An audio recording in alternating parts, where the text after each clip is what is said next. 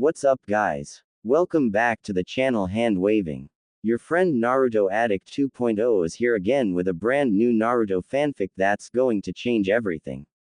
Today's fanfic is titled, What If Naruto Returned with Every Tailed Beast and Became the Hidden Demon of Konoha? Part 2. Let's start this fanfic. Sasuke was frustrated. Sakura had got the technique at her first try. Meanwhile, his best was just 10 steps up the trunk before he lost control and fell to the ground. Hey, Dobi, give me some tip. Naruto looked at Sasuke and sighed. Yeah, whatever timeline or age he was in, Sasuke was still a jerk. Sasuke, he started with a tone full of annoyance. If you want someone to help you, you should stop using that tone. Who the hell do you think you are, my father? Sasuke bristled. I am an Uchiha, and how does that make you different from anyone? Naruto cut him short with a sharp voice. Greater men than you have gotten themselves killed because of that stupid, I'm from a great clan, thing. Even if you are strong, there will always be someone in this world who is stronger than you. Can you defeat the Hokage? Can you defeat Kakashi-sensei?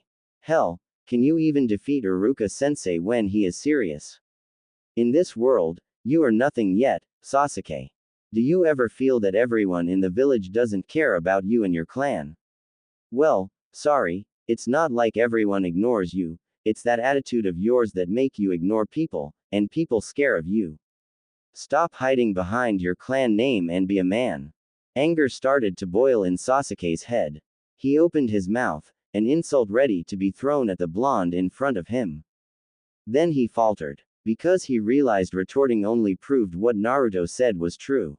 During the bell test, he couldn't even land a hit on Kakashi alone, even when the Jonin was not fighting seriously.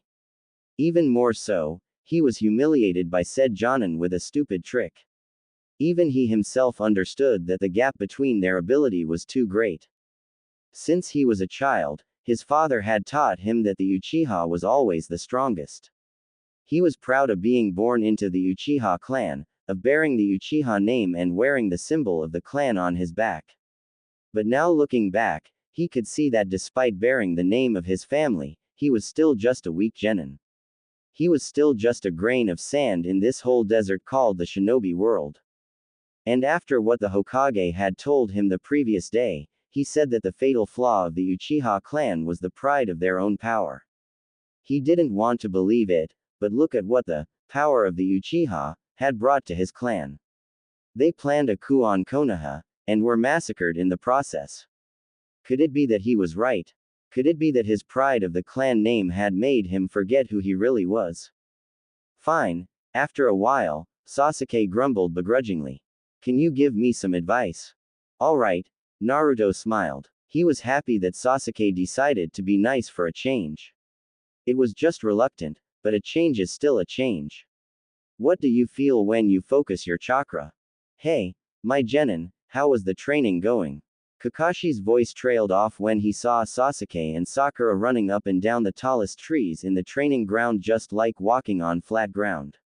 And Naruto was looking at them from a lower branch, grinning cheekily while hanging himself upside down. Wow, you did a great job as a teacher after all. Maybe I'll let you be the sensei of the team for a while, he joked. Naruto just stared at him with a deadpan expression, while Sasuke and Sakura gasped in horror, and fell off the trees they were running up. Naruto was skipping on the street of Konohagakure. Well, to be fair, he had done a lot of useful things during the last week. He had completed his wind element training. Still not as good as it was during his time, but hey, it's just a week and he already got it to that level. And he was stuck in a 10-year-old body, so that was a plus. He had managed to gain respect from Sasuke, Sakura and Kakashi-sensei. Since after the tree climbing training, Kakashi-sensei hadn't called him a dead last, and Sakura hadn't punched him silly like before, except for when they were sparring, of course. Sure, Sasuke was still a jerk, but at least he had opened up to everyone in the team more than ever. He had managed to make the old Hokage tell Sasuke the truth about the massacre of the Uchiha clan. Maybe it was the reason why Sasuke had mellowed out that much. And even Gigi didn't look like a senile old man like he was before, he looked somewhat happier, and somehow, stronger. Naruto didn't understand why, but that couldn't be a bad sign, could it?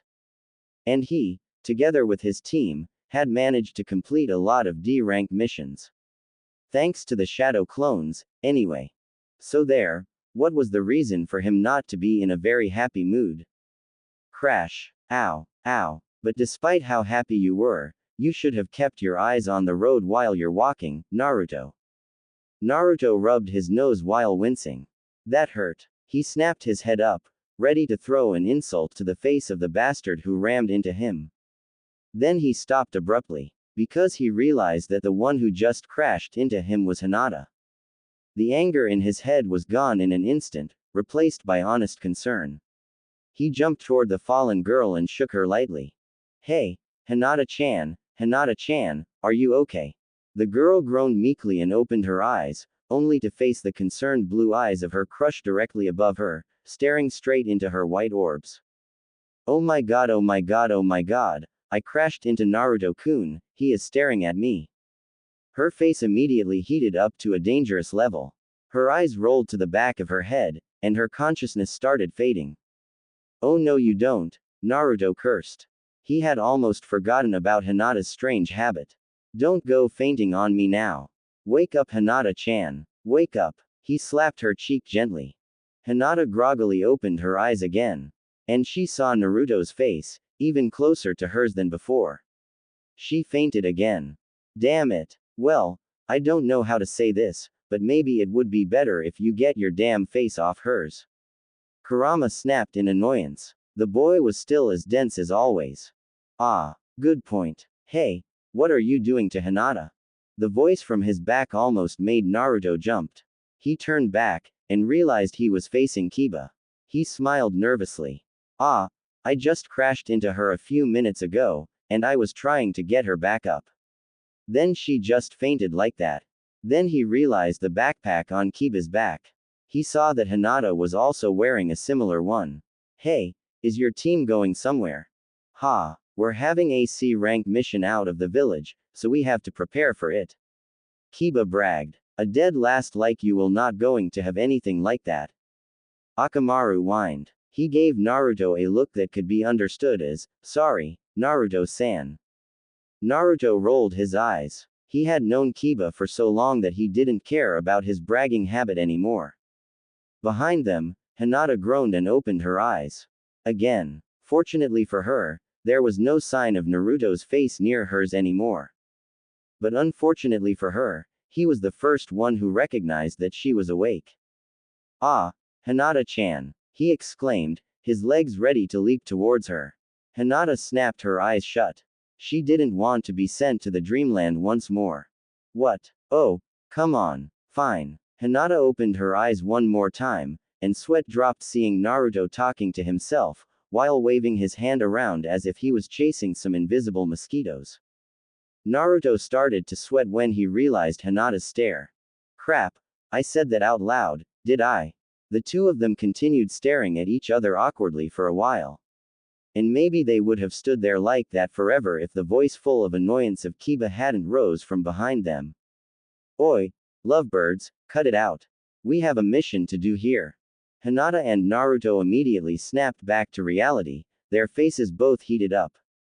Lovebirds. Hinata had to concentrate every particle of her mind to keep herself from fainting again. So, good luck on your mission, Hinata-chan, Naruto said lamely. Oh okay, thank you, and Naruto-kun, Hinata stuttered back, her face was as red as a cherry now. See you soon. Then she ran away like flying, leaving Kiba behind coughing like crazy in a smokescreen coming out from nowhere. Poor girl, Saikyo commented in a sad tone. Yeah, Chome agreed. Falling in love with a boy who is as dense as a rock. Hey, Gigi, we want a C-rank mission. Sarutobi blinked. It's not like he was surprised, though. He had expected Naruto to ask for this, considering where and when he was from. I agree, Sasuke added. No offense, but all those chores we have been doing since last week made me sick.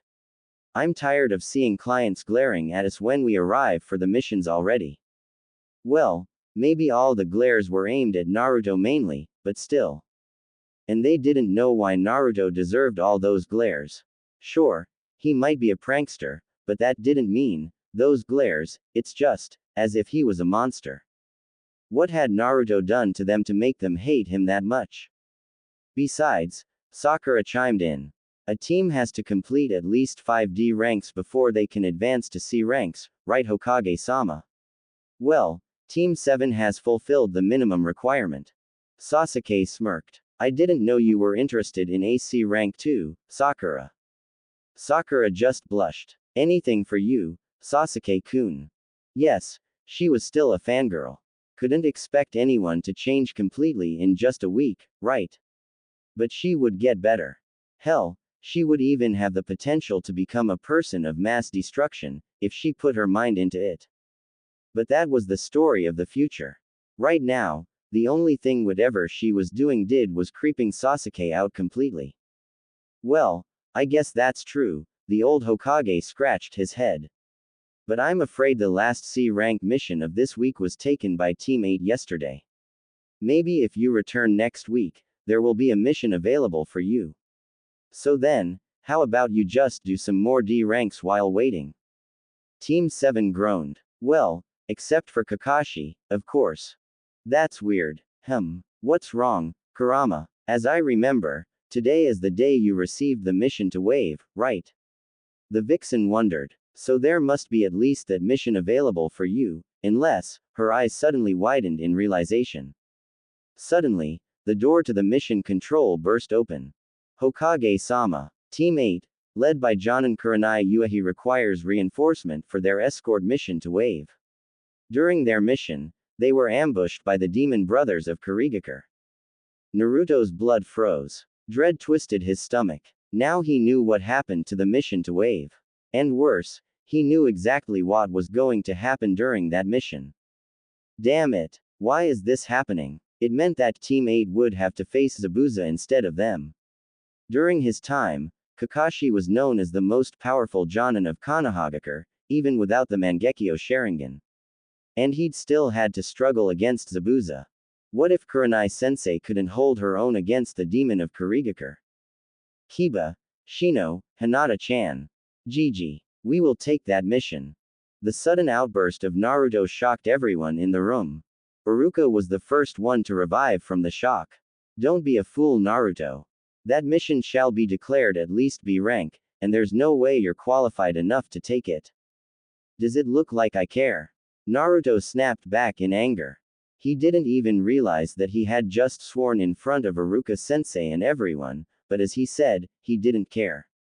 Right now my friends are in danger, and you expect me to just sit back and watch them die?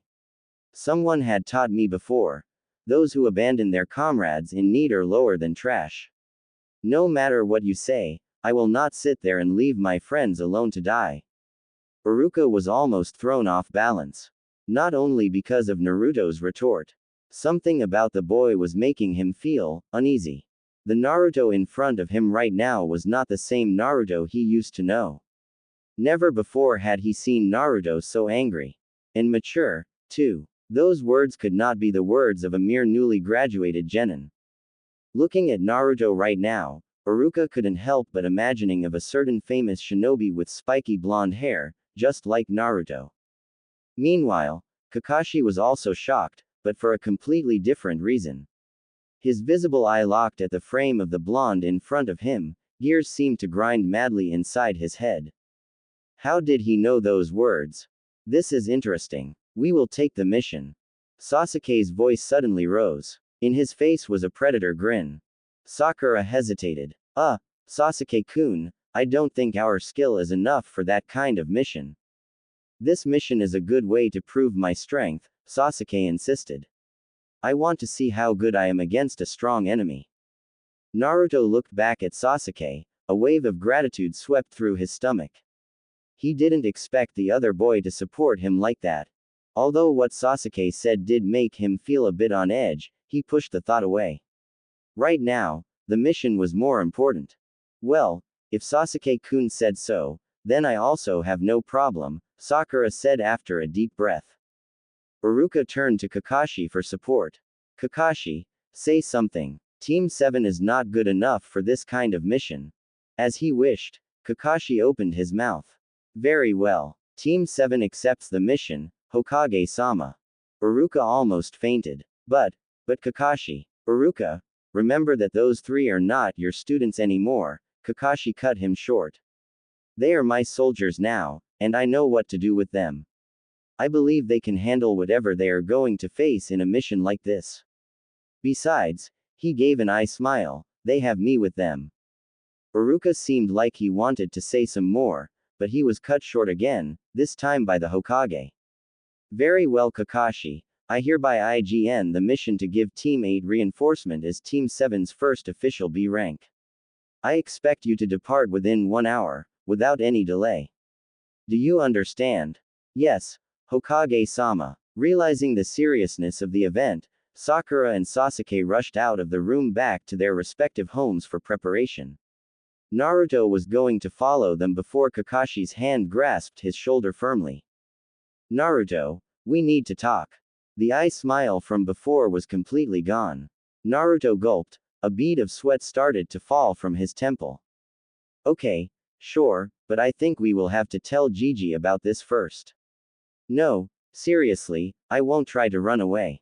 An hour later, Team 7 assembled at the main gate of the village, fully equipped. Summoning Jutsu, Pakun, Kakashi's personal ninkin, appeared in a puff of smoke. What's up, Kakashi? He raised his paw. What kind of mission is it that you have to require my assistance? Kakashi's face was full of seriousness. Pakun, I need you to track down the position of Team 8, led by Kurenai. Can you do it? Kurenai, isn't that the beauty with red eyes that you like, Kakashi? Alright, wait a minute. Naruto snickered. Kakashi-sensei likes Kurenai-sensei. Really? The glare of Kakashi immediately shut him up. Found them. They're in the border between the land of fire and the land of wave, and are moving at a slow speed. We can catch up with them in 2 hours if we go full speed. The dog at his feet suddenly exclaimed. Kakashi nodded, and turned back to his genin. Alright everyone, this is the first high-ranked mission you are about to take part in, he said in an unusually serious tone. In his voice, there was no trace of his usual laziness. Instead, it was full of power and professionalism. I have to tell you, this is not like any mission you have done before. It will likely include fighting, injuries, and even death. Are you sure you really want to do it? If you don't, you can turn back and go home right now, and I will not make you hold any responsibility. No one budged. Kakashi nodded in satisfaction. Good. Now if everyone is ready, go. The command echoed through the woods around, and the 4 shinobi and their dog took off. Kurenai cursed inwardly while struggling to hold her breath inside her assailant's water prison. Since their departing from Konoha, she had felt something very wrong was going to happen during their mission. And after meeting the demon brothers, her dreaded feeling was proven to be true. And she had made the terrible mistake of allowing the mission to continue, though she had also sent a letter requesting reinforcement back to Konoha. She just didn't expect to run into Zabuza Momochi, the demon of the hidden mist, of all people. Since the start of their battle, the difference in their power had been proven to be too much. As a genjutsu specialist, her other skills couldn't hope to compare to those of Zabuza. And now look at what that devil had done. Shino was lying on the ground, his Kikai insect hive completely exhausted. Kiba and Akamaru were smashed into a tree nearby, with Akamaru unconscious, and Kiba holding his ribs in pain. And she was trapped inside this water sphere, waiting for death. The only defense of their client right now was Hinata. The girl's Byakugan were activated, but her limbs were trembling like crazy. I must admit, you are not called the Genjutsu Mistress of Konohagakure for nothing, Kurenai Uehi. But even that, you are still no match for me. A normal human could only hold her breath for about 3 minutes. If she can't do anything to get out of the water, she will be drowned. Kurenai's body was screaming out in protest. It had reached its limit, and all muscles and organs inside her was convulsing under the pressure and lack of air. Her consciousness was gradually slipping away. Now, you'll stay there quietly when I kill the bridge builder. Kurenai could only watch helplessly when the water clone of Zabuza took its form and started walking towards the client and her genins, sword raised high. The reinforcement didn't arrive in time. It's over. There's no way they could escape now.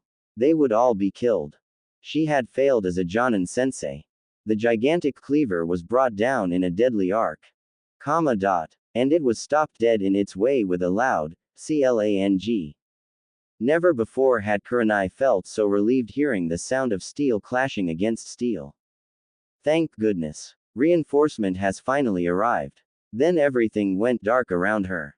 Hinata was terrified. The truth is, she is by no means a weak fighter. With her Byakugan and Juken, she can kill almost anyone she wants with just a quick slap to their chest. And her speed and flexibility are nothing to be underestimated, either. With all those skills, she definitely has the potential to become one of the most deadly kunoichi in the world. But that's only if she wants to. Hinata hates fighting. Being a meek and gentle girl, she doesn't want to hurt anything, or anyone, even if it is her enemy. Because of that, despite being in the Hyuga clan, a clan specializes in murdering people with their finger pokes of doom, her grade in taijutsu was just mediocre comparing to other students during her academy time. Because of that, everyone in the clan laughs at her, and even her own father despises her, calling her the failure of Hyuga clan. And because of that, she is the weakest link in Team 8's formation. And right now she was trembling like crazy when the mask descended at her with his giant cleaver raising high. Sorry little girl, I don't like killing children, but you're in my way. So you're going to die now. She closed her eyes, waiting for the consequence. The blade was brought down on her head. She heard Kiba screaming her name, Shino grunting in pain, and footsteps coming from behind her. Spiky blonde hair flashed through her mind. Naruto-kun, I'm sorry. A loud clang echoed through her ears, and she suddenly felt her body being lifted off the ground. She snapped her eyes open, only to see that all she could see was the spiky blonde hair she had just imagined. Sorry Hinata-chan, am I late? Team 7 had arrived in time. Yeah, it was Kakashi who jumped out to block the sword of the Zabuza clone right before it chopped Hinata in half and destroyed it with a quick slash of his kunai. And it was Naruto, well, more exactly a clone of him, who grabbed the girl and jumped away from the battlefield. It would have been an awesome heroic princess rescuing scene which can only be seen in cliché shoujo anime, had Naruto carried Hinata in some other way rather than a fireman's lift. Well, can't blame him, he is Naruto anyway. Naruto is always an idiot when it comes to romance. Go die in hell, author. Did I tell you not to break the fourth wall, Naruto? And if I die, you will not exist anymore. Well, you're not my creator anyway. But I'm the one writing this story. Ah, touché. Zabuza sneered when looking at his new opponent. Ah, Kakashi of the Sharingan. The man who has copied over 1,000 jutsu. Such an honor of me to face someone as famous as you. Zabuza Momochi, known as Demon of the Hidden Mist, Kakashi answered. I have to ask you to release the woman you're trapping inside your water prison, or else I'll have to kill you. He finished, and pulled his Hitai-8 up, revealing his Sharingan. Oh, I'd like to see you try, Zabuza laughed, and squeezed his hand a bit. Inside the ball of water, Kurenai gasped in pain, air bubbles poured out of her mouth at a dangerous pace. At this rate she would die of asphyxiation in a minute. Approach me, and the woman will die immediately. If you don't, she will die in a few minutes. Now which way do you choose, Kakashi of the Sharingan? Zabuza taunted, and Kakashi gritted his teeth. Hostage, damn it, I won't be able to save Kurenai and defeat him at the same time, what should I do now? Neither. What? A Fuma shuriken flew out of the forest behind them, aiming at Zabuza's face. Of course, Zabuza caught it easily with his free hand. Ha! As if such a silly trick of some snot-nosed genin could even touch me. Then the shuriken turned into Naruto, who started dogpiling him with clones. A lot of clones. What? What the? Get off me, brat. The Naruto clones just grinned, before grabbing his arms and legs, trying to push Zabuza down into the water below him with all their combined weight. Damn you. After a while, Zabuza had enough. His chakra exploded violently, throwing all the Naruto clones away in a gust. He reached out his vacant hand, grabbing the handle of his sword and swung hard, slamming at the real Naruto and sending the boy flying like a baseball. The blonde boy hit the ground with a loud thud, and some sickening cracks echoed through the air. Smirking behind his bandage, Zabuza formed a one-handed seal, intending to mold chakra to form a water clone to finish the boy off. Only for a fist to drill itself into his face. This time, it was Zabuza who was sent flying, his hand were ripped away forcefully from the water prison. Without its chakra source, the ball of water melted away, releasing Kurenai who was nearly dead inside it. Holding the unconscious woman in his hand, Kakashi turned back to Zabuza, who was now struggling to get his body out of the water. Killing intent blasting out of his body was so massive it seemed to be visible like a raging flame. I'll show you Zabuza, he said coldly, that no one is gonna mess with Kakashi Hataki's students and get away with it. 2 advices for you: do not try to get on Kakashi's nerves when he is angry. And do not, ever in your life, try to kill his students. Especially when the student is Naruto Uzumaki. If you want to know why, ask Zabuza. He'll tell you what it feels to be curb stomped by the Sharingan user. And being blasted in the face by a giant fire hose in the form of a dragon is only the tip of the iceberg. The fact that Kakashi wasn't stuck inside the water prison for about 10 minutes with his Sharingan out wastefully didn't help Zabuza in any way. For the sake of underage readers, pregnant women, elders with heart problems, and ridiculously cute critters, the author would prefer to be excused from describing this fight thoroughly in this story due to its brutality. If Haku hadn't saved him in time by piercing his neck with Senbon to shut his body down temporarily, he would have been murdered for real. The masked fake hunter Nin landed on the ground in front of them, and turned to check up on Zabuza's seemingly dead body. Then he turned back to the group and bowed. Thank you for your assistance, Konoha Nin. I've searched for him for a few months, and now I can finally finish my mission. You're one of Kurigakure's hunter Nin, right? Kakashi asked. Being too focused on his own battle, he hadn't noticed the existence of the newly arrived shinobi until now. The hunter Nin nodded. Yes, and since my mission has been completed, I have to dispose of this body. It contains too many secrets, and I cannot let it fall into possession of other villages. Farewell. And the hunter Nin flickered away together with the body. Kakashi's eyes narrowed, but then he sighed and pulled his Hitai down, covering his Sharingan up.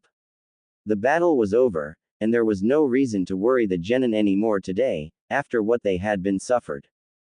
You also noticed it, right Kakashi-sensei? Kakashi almost jumped when he heard Naruto's quiet whisper right next to him.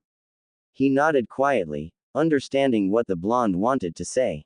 Then why didn't you go after them? Kakashi sighed. I'm almost out of chakra. Besides, Kurenai and her team need some rest after what happened today. And what about you, Naruto? I heard some nasty cracks from your body over there. Nah, I'm fine. At least this time you're not unconscious, sensei, Naruto chuckled. Well, I will be if we do not have something to eat and a bed to rest soon, Kakashi smiled back. So how about you go and help the other? It might be better if we arrive at our client's house before sunset. Naruto nodded, and started going back to the others, who was now busy with Kurenai and other members of Team 8, but not before taking a quick glance at the end of the trail again. Just wait for me. This time I will not let anyone of you die. Believe it. Tsunami was horrified when a bunch of people she didn't know stumbled at her front door, all looked like they had just crawled out of a minefield. By Kami. What in the world had just happened? She exclaimed in disbelief, slapping a hand to her mouth. But everyone, well, maybe almost everyone, was too exhausted to answer her question. Finally, Tazuna said, after catching his breath. Tsunami, These are the ninja escorting me. Please treat them properly. We've been through a very hard day. How is Kurenai-sensei, Kakashi-sensei? Kakashi looked at the timid Hyuga and smiled. She'll be fine. She's drained herself out, but nothing a few days of rest cannot fix. Right now she's sleeping, so don't disturb her. The girl let out a sigh in relief. Thank goodness. Oh, and how are your teammates doing? Kakashi remembered. I think they were hurt pretty bad out there. They're fine, I think. Hinata shook her head. Shino-kun's bugs are exhausted, and Kiba-kun and Akamaru, they are quite beaten up, but I think they're not hurt too much, at least, no bone is broken. Ah, that's great, Kakashi's facial muscles relaxed.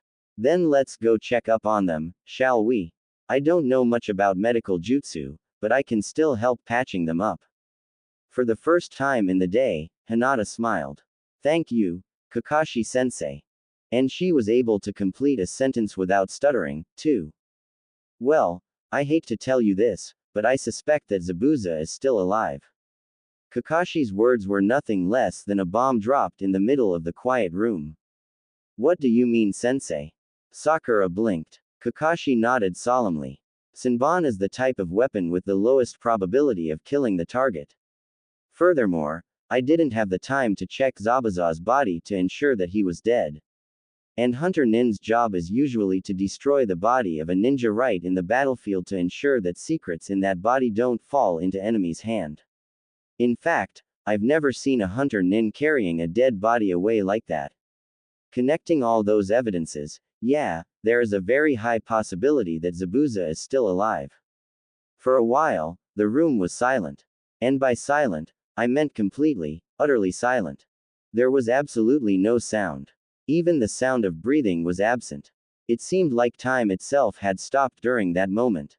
Then total pandemonium broke out. Ah, Zabuza is still alive.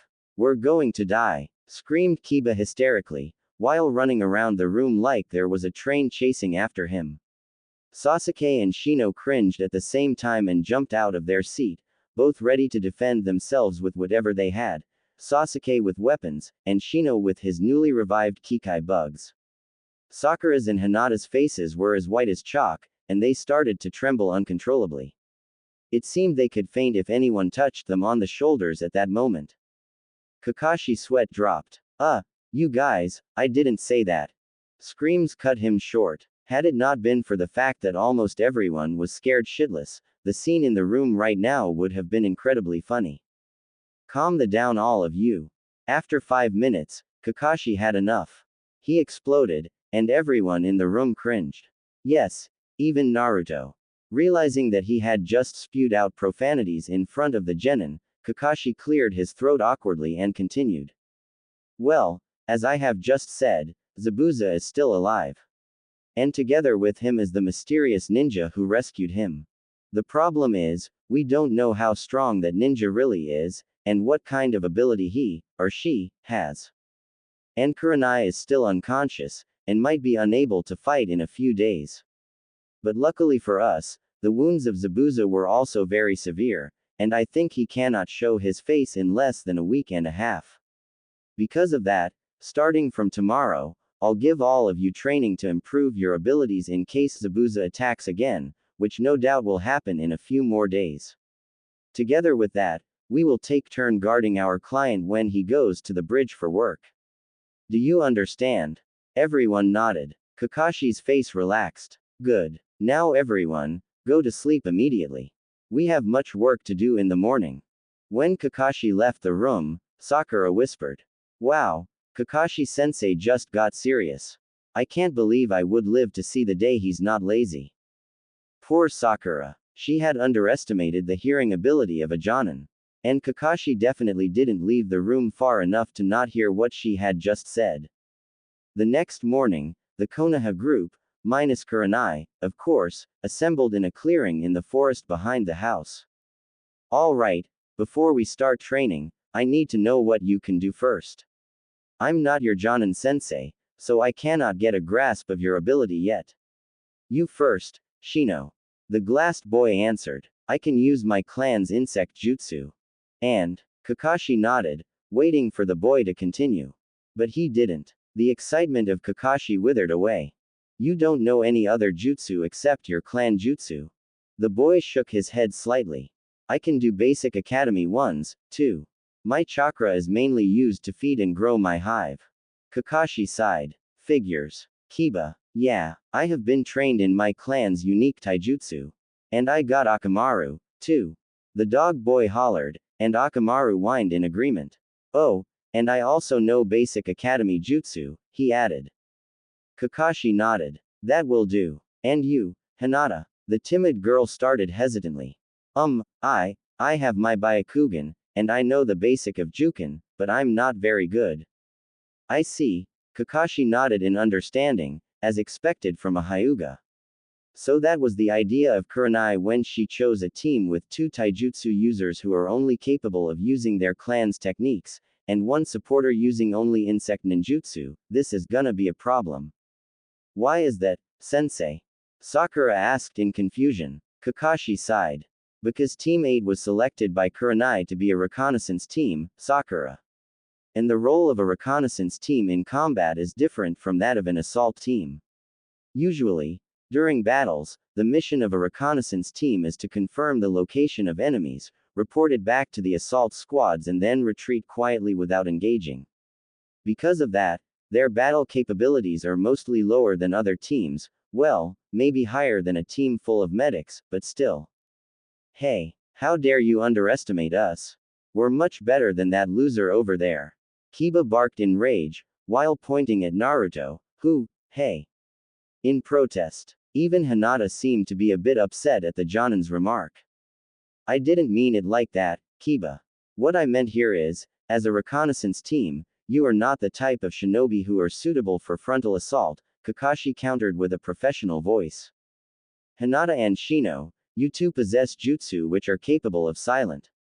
And you, Kiba, you have the ability to pinpointing your enemy's location precisely in the shadow and finish them off in one strike. Those skills allow you to be specialists in scouting and in close range.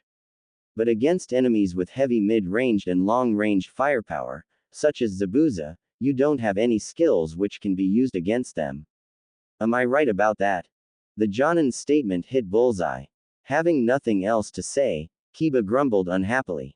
Well, that's true. But, does it mean that you can't train us? Hinata stammered. Her eyes were full of worry. Kakashi scratched his cheek.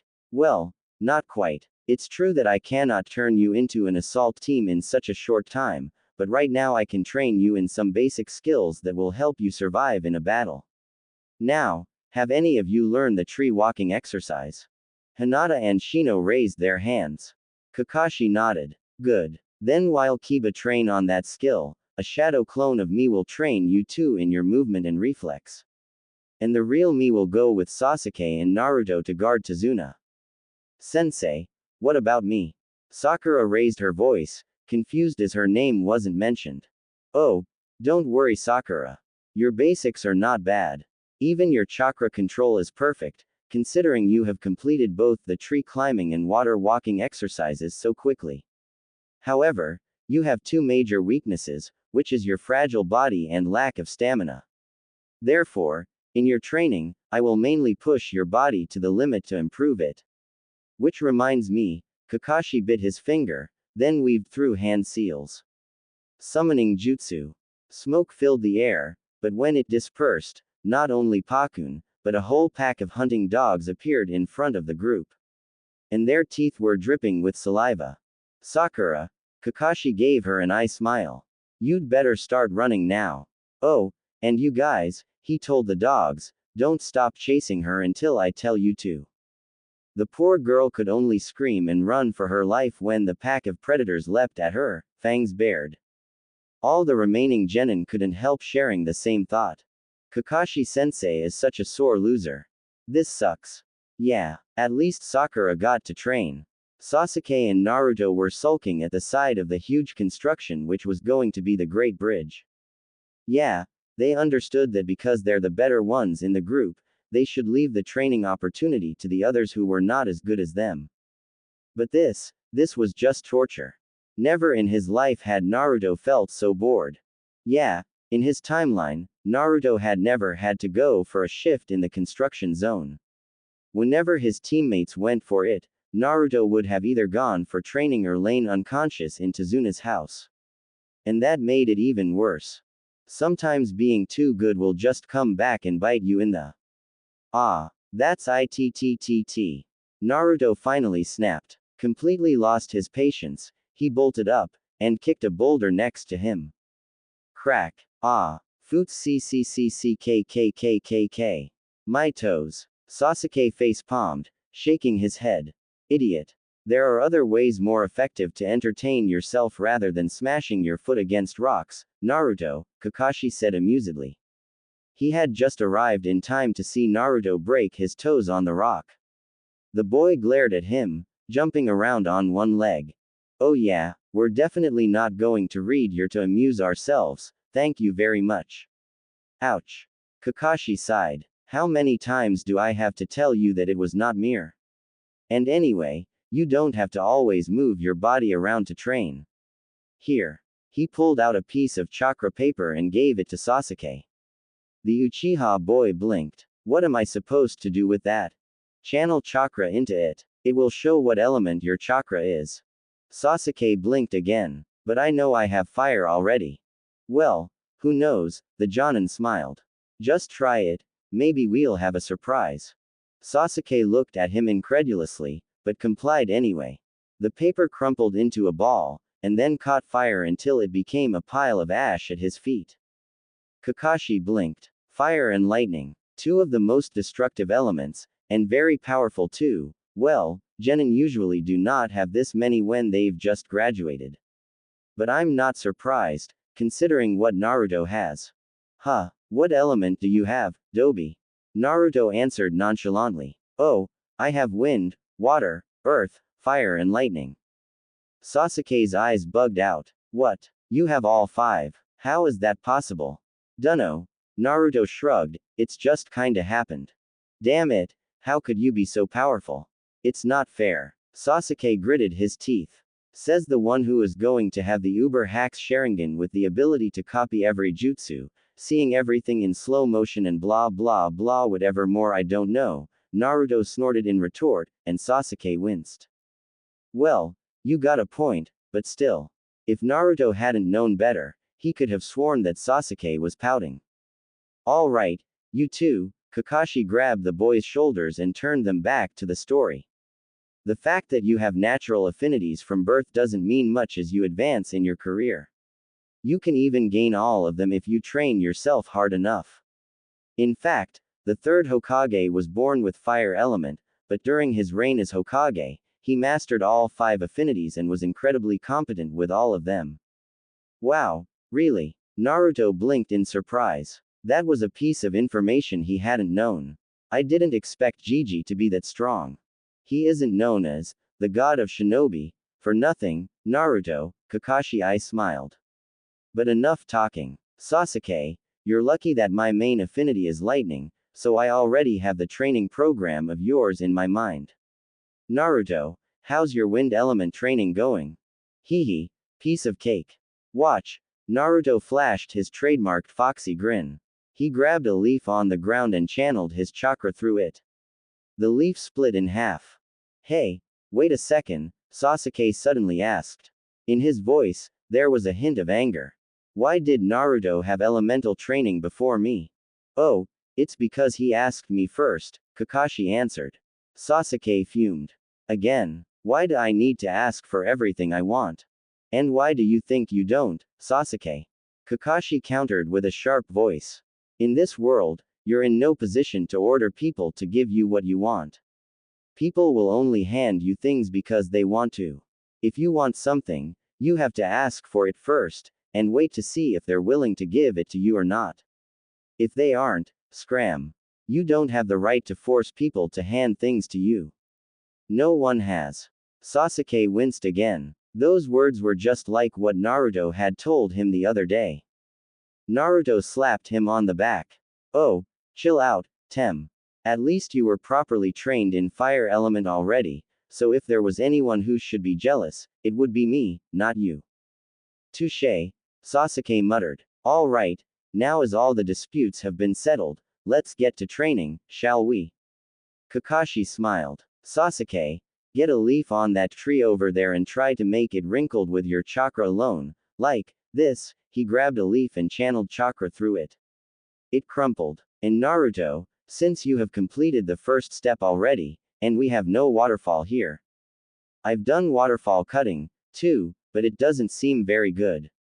Naruto interrupted. Kakashi's visible eye widened. That fast? Very well, if it comes to this. He looked around, and pointed below the construction zone. Try to cut the river in half, and we'll see.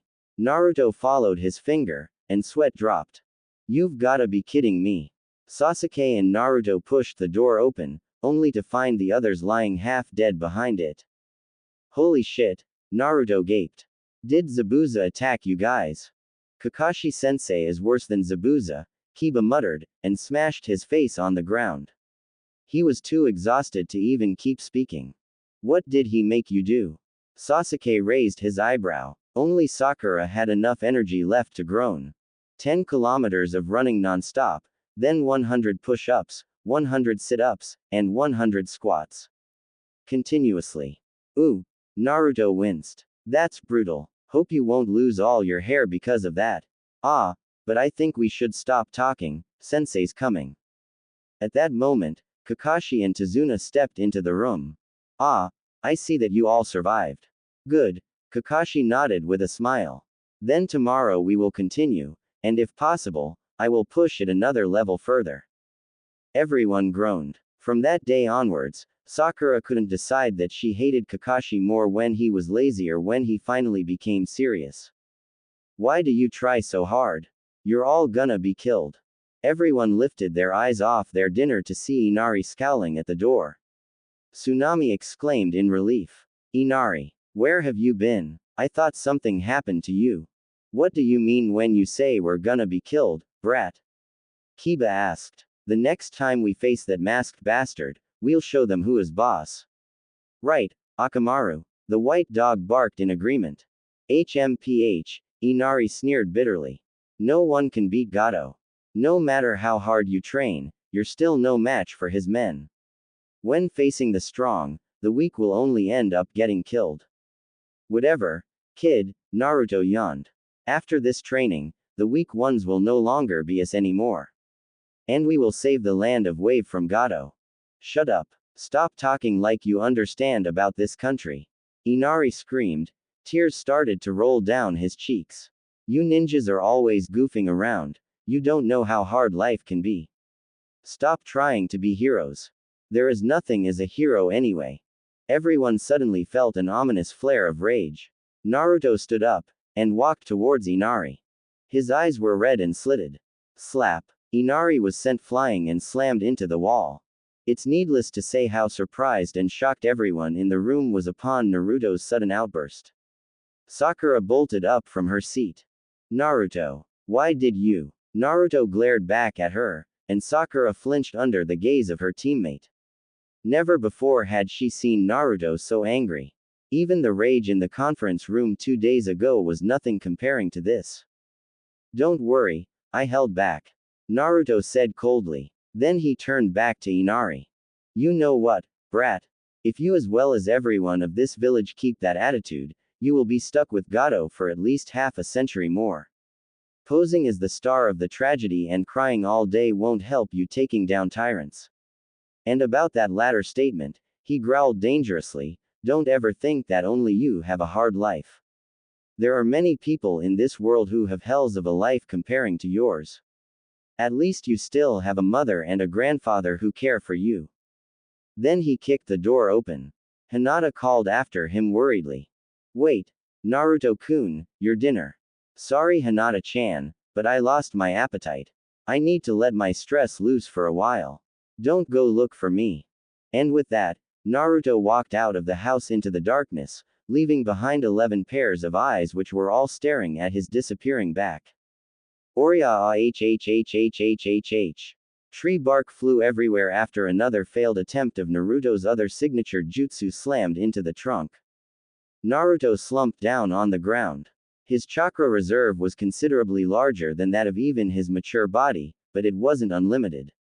After so many failures of using the Rasengan, he had begun to feel the burden of chakra exhaustion. And pain was wrecking through his body as if a truck had just hit him. Damn it, after all those chakra control practices, I still can't use it properly, and why does my body hurt so much? Those words of Inari, just remembering about it sent pain through his heart. Now, hearing it directly from the boy's mouth again, it hurt even worse. He knew that the boy didn't really mean it, but still. Even if you're upset, you shouldn't exhaust yourself like that, Naruto. We don't want you to lie unconscious during the whole mission, right? He didn't have to turn back to know the owner of that voice. I told you that you shouldn't go look for me, Kakashi-sensei. Kakashi stepped into the clearing. He looked around. Rasengan, huh, so what you said about coming from the future is not a farce, I see. I told you, Naruto smirked tiredly. Kakashi sat down on the ground beside him. However, using such a jutsu in a large scale will wear you down very quickly. Just take it easy and have a break, will you? He patted the ground, and Naruto let his body fall on the bed of grass. It's hard to believe I could ever see you guys once more, he mouthed. Kakashi smiled sadly. He understood how hard it had been to Naruto when Inari barked those words at his face, considering he had been from an apocalyptic future where all his precious people had been killed right in front of him. He started, trying to change the subject. So, how am I in the future? Naruto chuckled. Still a lazy one, and an addict, but you could be serious when the situation needs you to.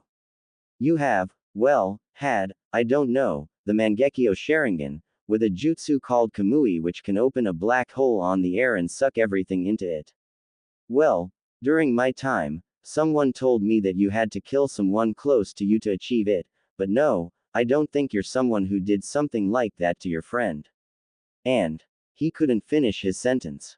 He didn't want to remind himself again how Kakashi was killed by the hand of Madara.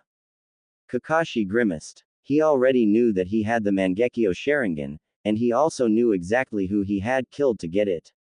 And that's the reason why he had never wanted to use it, despite whatever powers it might bring him. His lack of chakra to use the technique even once didn't help, either. I'm not as good as you think, Naruto, he said solemnly. During one mission, my teammate Rin was captured by Kurigakure and turned into the Sanbi's Jinchuriki. They planned to unleash the beast in the middle of Konoha to destroy it from the inside. And to protect the village, Kakashi's voice quivered, she plunged herself right into my Chidori. I couldn't stop, I killed her. Kakashi's voice shook and died. Naruto's eyes widened. All those times, he had never known, never bothered to ask. So that's the reason why Obito flipped out like that, Kurama said. She was also shocked by Kakashi's story. He must have seen that happen somehow. No, that's impossible. Everyone inside Naruto's head turned to Isobu, the one who had just raised his voice. Beads of sweat were rolling down his face, and his eyes were full of realization. In beast form, his face was covered with hard shell, so they couldn't see its color, but they're sure that if they could, it would be covered in white. What do you mean, Iso-kun? Chomei asked. Isobu nodded grimly. I've never had a female Jinchuriki in my life. There is no way someone can seal me into a Jinchuriki without me knowing about it. Kakashi and Obito had both been tricked. If the news that Zabuza was alive was a bomb, the information Isobu had just brought them would be just like a nuclear warhead being detonated in the middle of Naruto's mindscape. Damn it, Yuki cursed. It must have been that aloe vera guy of Akatsuki. People said that his transformation was perfect and couldn't be detected even by Dujutsu. If that's the case, making some clones of that Rin girl and some mist cannon fodders would just be a child's play to him. Naruto's face went white in shock and anger. Kurama, can you check the surrounding for eavesdroppers? Huh, there's no one around here except for you two, but, the vixen's eyes widened. You're going to tell him. I have to do it.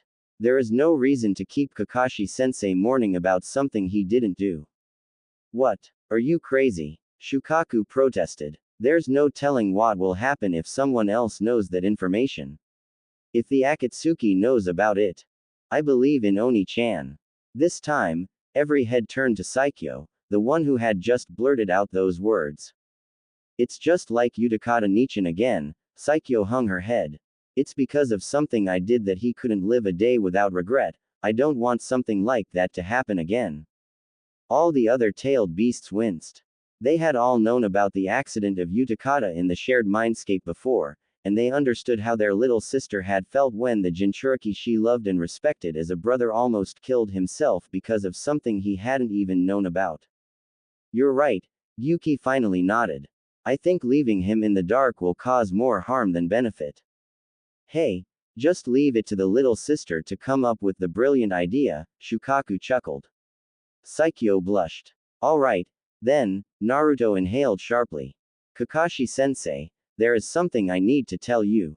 Silence filled the air for a while after Naruto told Kakashi the story. Then, screams of bloody murder could be heard echoing through the forest.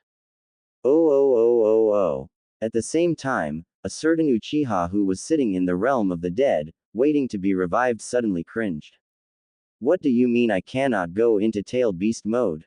It was almost a week since the ambush in the forest. Everyone was progressing nicely. Sasuke had quickly gotten the hang of his lightning element, and was now struggling on the second step of his training. Sakura's stamina, strength, chakra reserve and taijutsu had all improved drastically thanks to the brutal training sessions of Kakashi, and now she was starting on her chakra nature, which was checked by Kakashi and identified as Earth. Kurenai had mostly recovered, and she was now training Team 8 in ambush tactics, as well as improving their teamwork and their clan abilities even more. It could be said that Team 8 would be a match for Team 7 when it came to fighting as a team right now, if they went all out. Therefore, the declaration of Kurama to Naruto was nothing less than a hammer to his head. Sheesh, could you be a little bit louder? There might be someone 50 miles away who didn't hear you, Kurama answered sarcastically. Were in my mind, Naruto deadpanned. Kurama snorted. And I didn't say you couldn't, she added, it's just your body cannot handle something like the tailed beast mode at the moment. Why? Naruto blinked. I've used your chakra for a very long time, haven't I? Using our chakra is one thing, but going full tailed beast is different from just a little chakra, Naruto-kun, Matabi said. The full beast form is basically using all of our chakra at the same time to create an avatar of ourselves using the body of the Jinchuriki as a base. Because of that, the strain each time you go full form is incredibly great. A human's body is not strong enough to handle all those chakra at the same time, you know. That's why Jinchuriki only go full form as a last resort, when their enemies are so powerful they cannot fight them with normal skills. With your child body right now, going full form means crippling your body from chakra overload. That, and there is another reason, Kokuo chimed in. In order to go full form, the beast and the Jinchuriki have to perfectly synchronize their minds together. With Kurama, you might have reached that state already, considering how long she had been sealed inside you, but with us, you will need some more time before we can achieve perfect unison. Without that, there is only one way to go full beast, which is letting us take over your body completely, which will kill you. Naruto shuddered. So that's why Ero Sennin only focused on training my body during those 3 years, then he pouted. But that's not fair, that means I cannot use the tailed beast bomb. What if some powerful enemies show up? How can I beat them without your ultimate skill? Matabi glared at Yuki. You just have to go and tell him that, did you? Yuki scratched his head sheepishly. Don't listen to what that musclehead Yuki said, Naruto, Kokuo said.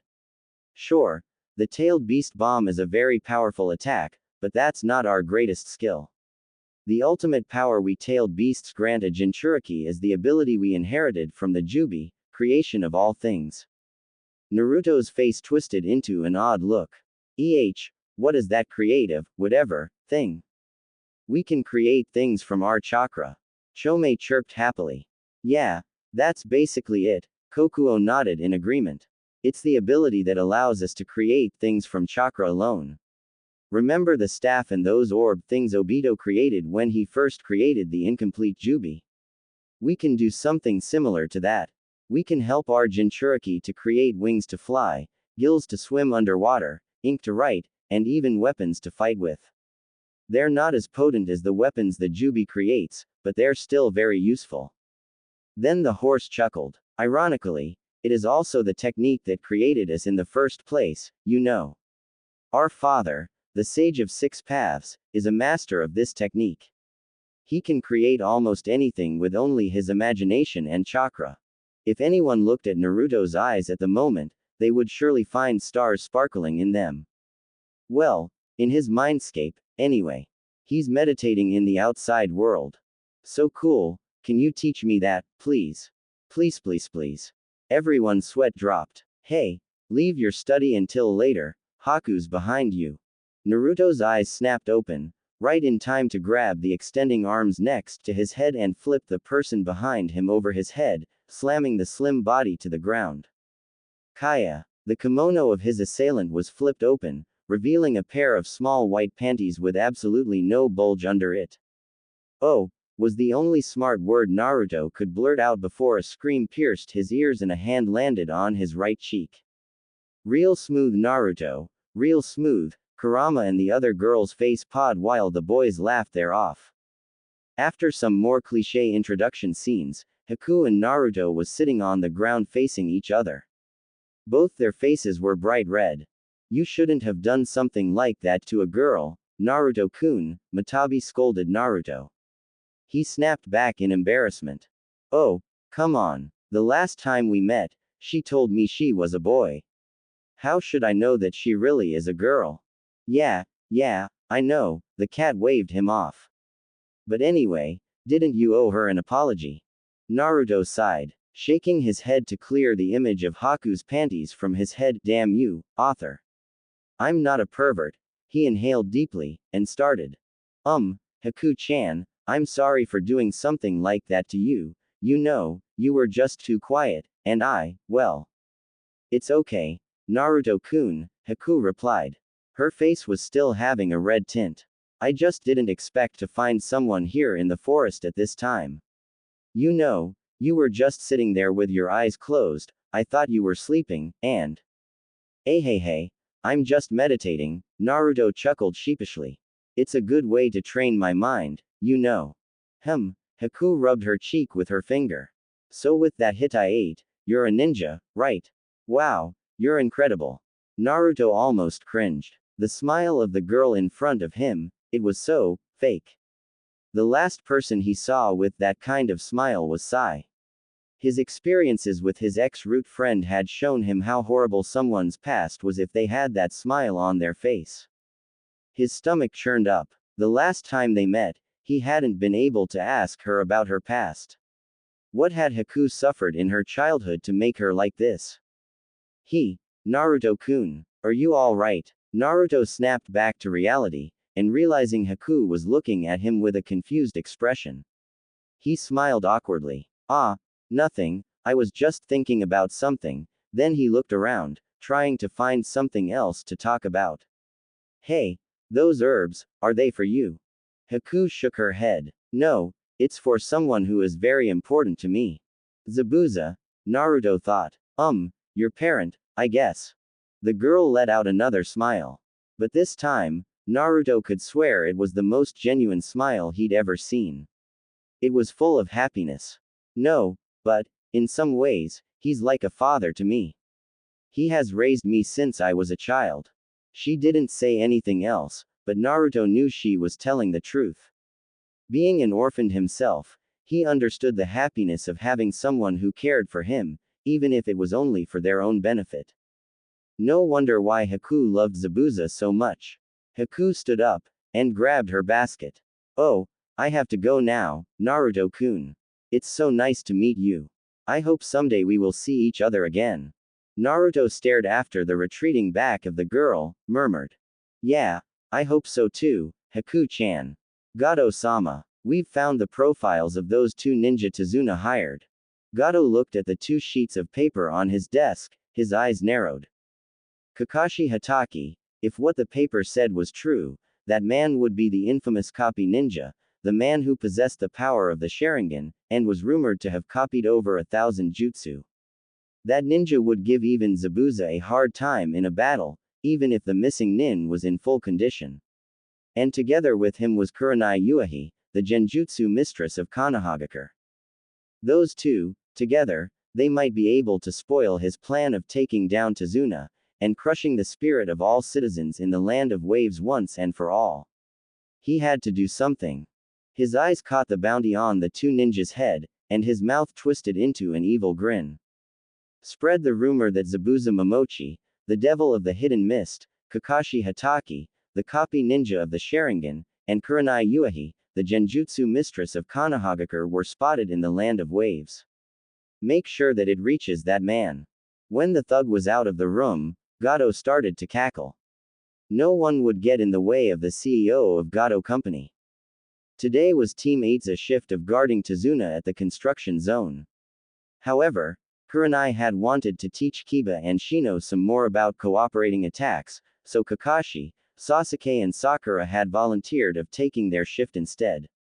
Sasuke because his training didn't require him to stay in one place, and Sakura because she wanted to escape from the hell training of Kakashi for a day. But when they reached the bridge, a horrible scene unveiled in their eyes. All the workers in the construction zone were murdered brutally. Blood covered the half-completed bridge, and corpses littered around. Mist started filling the air. He's here, Kakashi said, and the three genin tensed up, their hands reached their weapon pouches. From inside the mist, the familiar form of Zabuza emerged. Hello Kakashi. We meet again. Zabuza, Kakashi mouthed, pulling his Hitai-8 up, revealing his Sharingan. So finally you decided to show yourself. I thought you would know better and hide you're in some corner after that fight in the forest. You're just lucky during that battle that I didn't have my full strength, Zabuza sneered. But this time you're not that fortunate. Today I'm not alone. He waved his hand, and the fake hunter nin from before appeared from inside the thick mist. Kakashi's eyes narrowed. So that hunter nin really was your accomplice. Finally realized it, huh? Zabuza smirked under his bandage.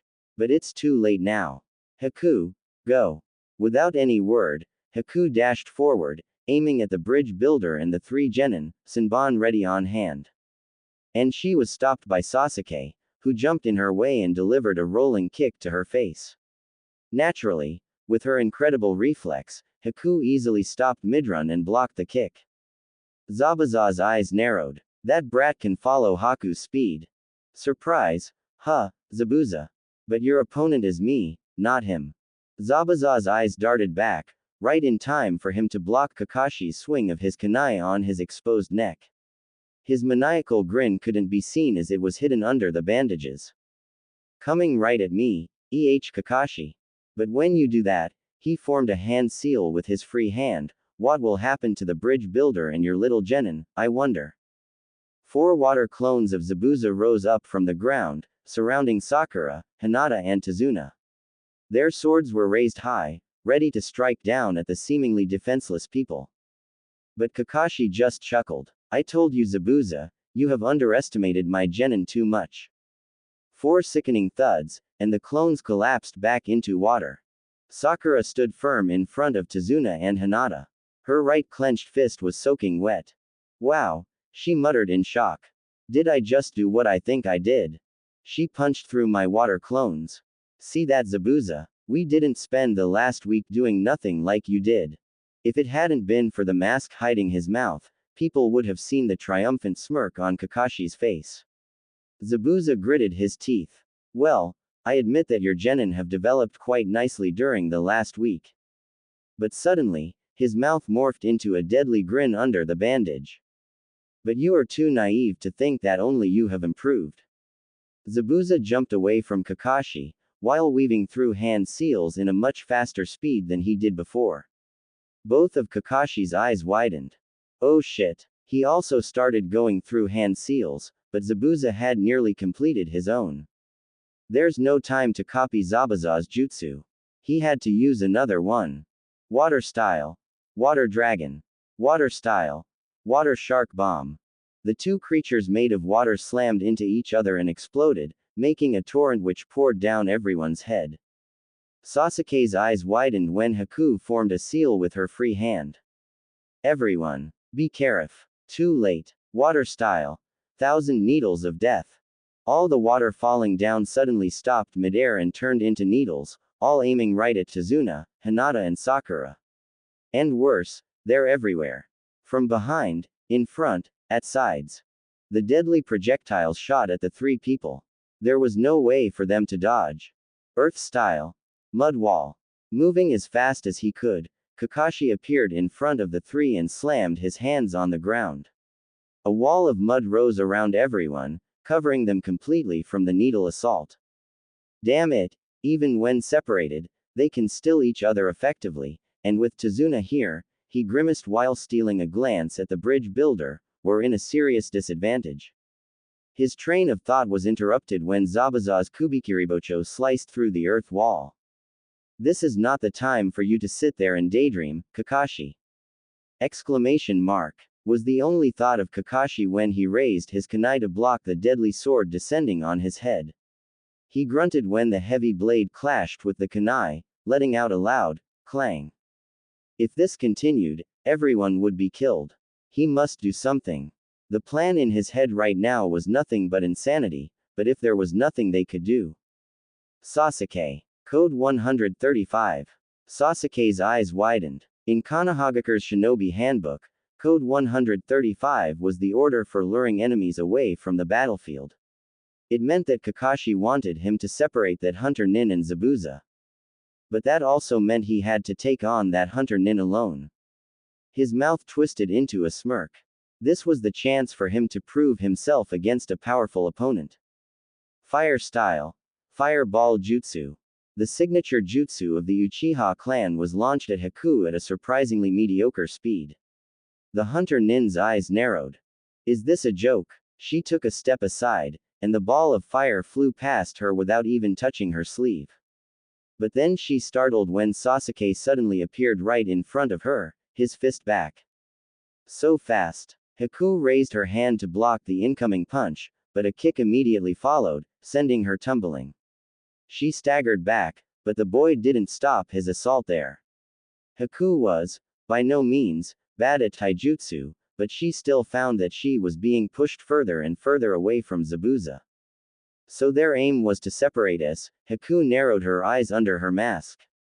She pulled out a senbon from her sleeve while blocking another kick from Sasuke. It seems I have to finish you fast. Just try, Sasuke smirked. From now on, you will be the one who has to run from my attacks. Naruto yawned and opened his eyes. Bright, warm sunlight sneaked into the room through the cracks on the windows. It was a nice morning. He winced as pain racked through his head. My head hurts, what happened? Do you even need to ask, Oni-chan? The voice of Saikyo echoed through his mind. You exhausted your own chakra last night to the very last drop. Do you know how dangerous that was? If it hadn't been for us inside you, you would have died. The slug's voice was full of irritation. Never before had Naruto heard her speaking in a tone like that. It's just like the voice of an angry mother when her child did something bad. Naruto chuckled. Don't worry Saikyo-chan. I do that all the time, you know, and I still live. How bad can it be? Then he changed the topic, ignoring the slug whose cheeks seemed to be puffing out angrily. Say, where did everyone go? The house seems to be awfully quiet. It's 9 already, idiot, Shukaku deadpanned. Everyone has already gone for training and guarding the old man at the bridge. The only ones home right now are the lady and that Inari brat. A feeling of dread suddenly swept through Naruto's stomach. What happened? It feels just like I've forgotten something very important. Then he heard a crash in the kitchen below. Inari screamed vengeance, charged at the two rogue swordsmen head first, and got replaced by a log, which was cut into pieces. Naruto, carrying the boy by his waist, grinned foxily. You know, being a hero doesn't mean you have to rush in recklessly like that.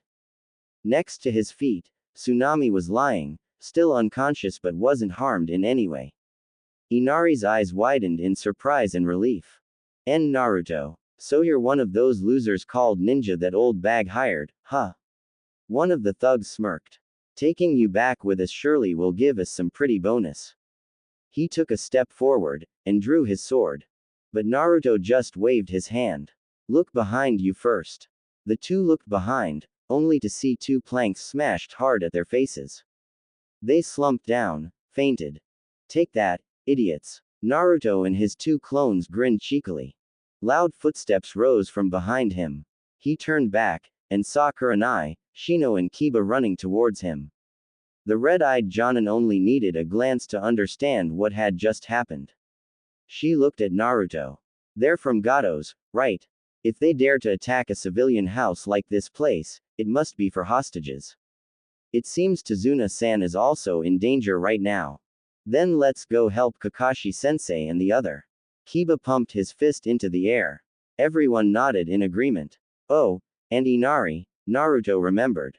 Sorry about that slap earlier. You really are strong. I'm proud of you. He gave the boy a thumb up. We're going to the bridge to help your grandpa.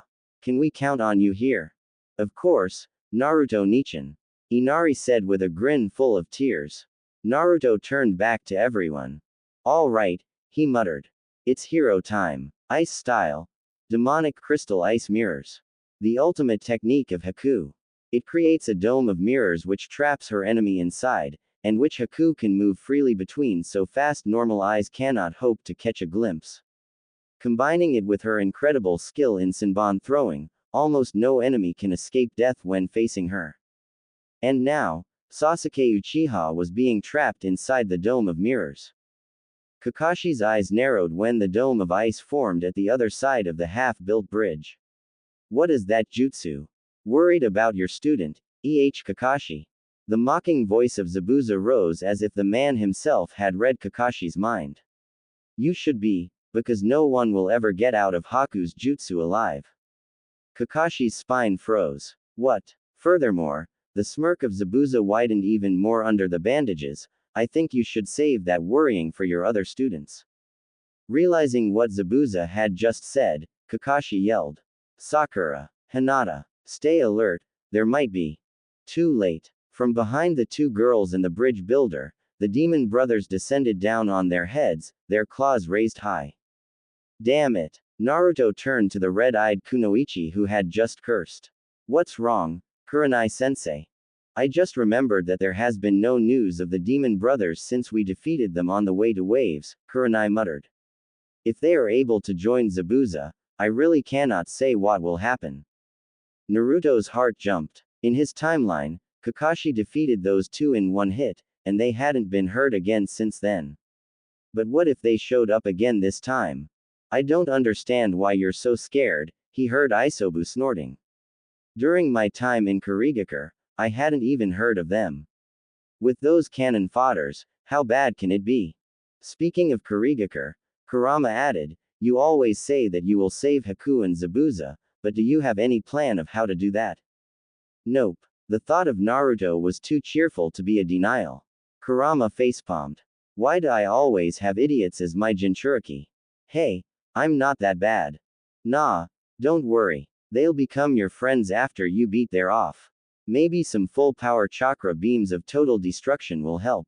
Chome waved him off. Everyone stared at the beetle. What? That's how magical girls do when they want to befriend someone. Naruto silently made a vow to never let Chome and his children in the future go anywhere near manga or anime when they're together. It turned out that Isobu was too optimistic.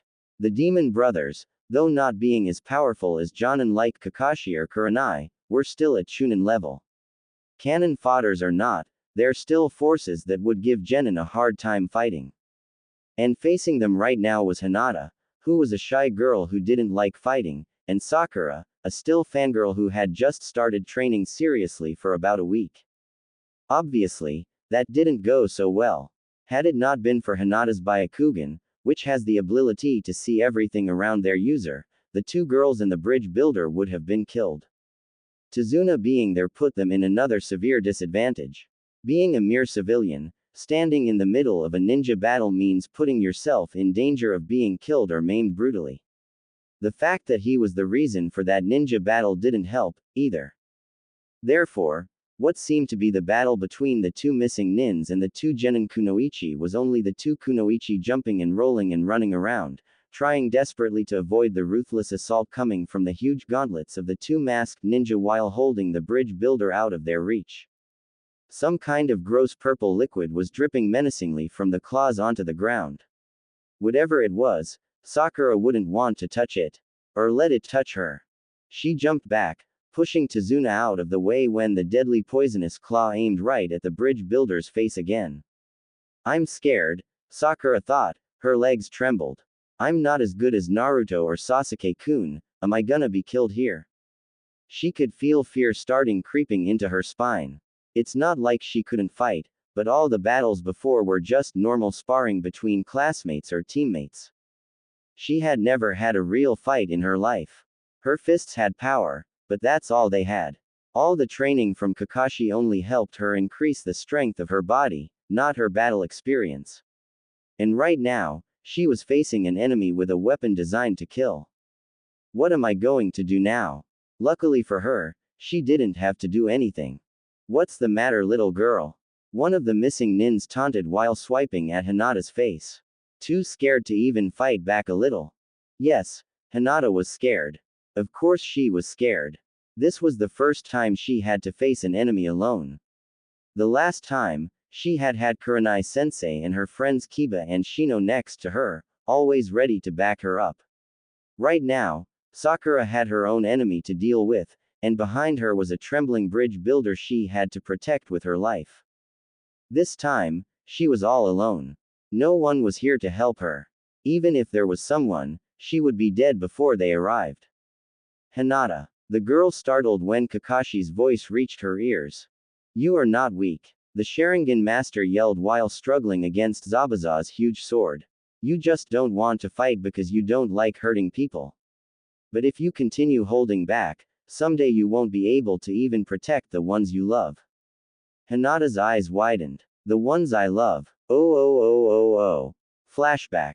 Hinata let out a deep sigh after finishing her basic kata for Juken. She relaxed her body, and sat down on a log nearby. The training sessions of Kakashi during the week were nothing but brutality. The Jonin had forced them to push through their limits, and although it hurt a lot, their bodies all became stronger, faster and more flexible than before. However, whenever it came to sparring, Hinata was still the worst. Her attacks, without applying chakra, were just harmless slaps. She just couldn't steel her heart enough to use Juken on another person, let alone on her friends when they trained. Her mind and her soul just weren't ready for hurting people. Today, Kakashi-sensei had told her that she could take a rest. She was even excused from guarding duty at the construction zone. Never before during the week had the Jonin allowed anyone to rest like that. She thought of everything that happened. She thought of how useless she was during the fight with Zabuza in the forest. Could it be that, because of that, Kakashi-sensei didn't want her to fight anymore? Could it be that, she was too weak, she was not material of kunoichi at all, just like everyone said? Unable to hold herself together anymore, Hinata burrowed her face on her hands, and started crying. Hinata-chan. The girl almost jumped when Naruto's voice rose right next to her ear. Naruto-kun. She squeaked, wiping her eyes quickly with her sleeve, but the damage was already done. The blonde stared at her tearful face and frowned. What happened, Hinata-chan? Why are you crying? Did someone hurt you? No, it's nothing. She tried to scurry away from the boy, but all her efforts were in vain. Naruto grabbed her arms and pulled forcefully so that they were facing each other. Hinata-chan, you cannot lie to me. It's clear to me that you're sad about something. Please tell me, I'll help you if I can. I don't want to see you crying like this. Blue stared into white, and for a second, Hinata felt like something broke inside her. She broke into tears again. Warm, salty drops drenched her coat. I can't do it. She said between sobs. I cannot fight at all. Whenever I try to do something good, I end up being everyone's nuisance.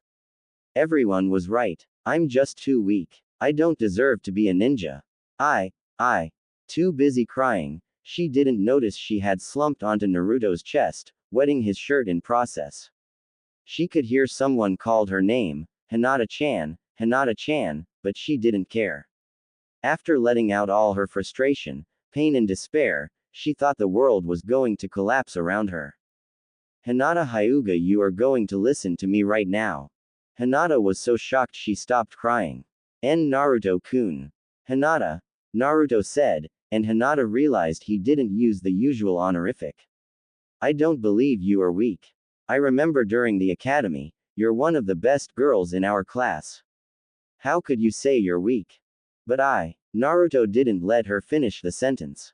Hinata, I know you don't like hurting people, but in the future, there will be some times you have to. When you're alone and your comrades are all disabled, who will protect them if you stubbornly refuse to fight like that? Then he chuckled. Besides, fighting isn't always bad.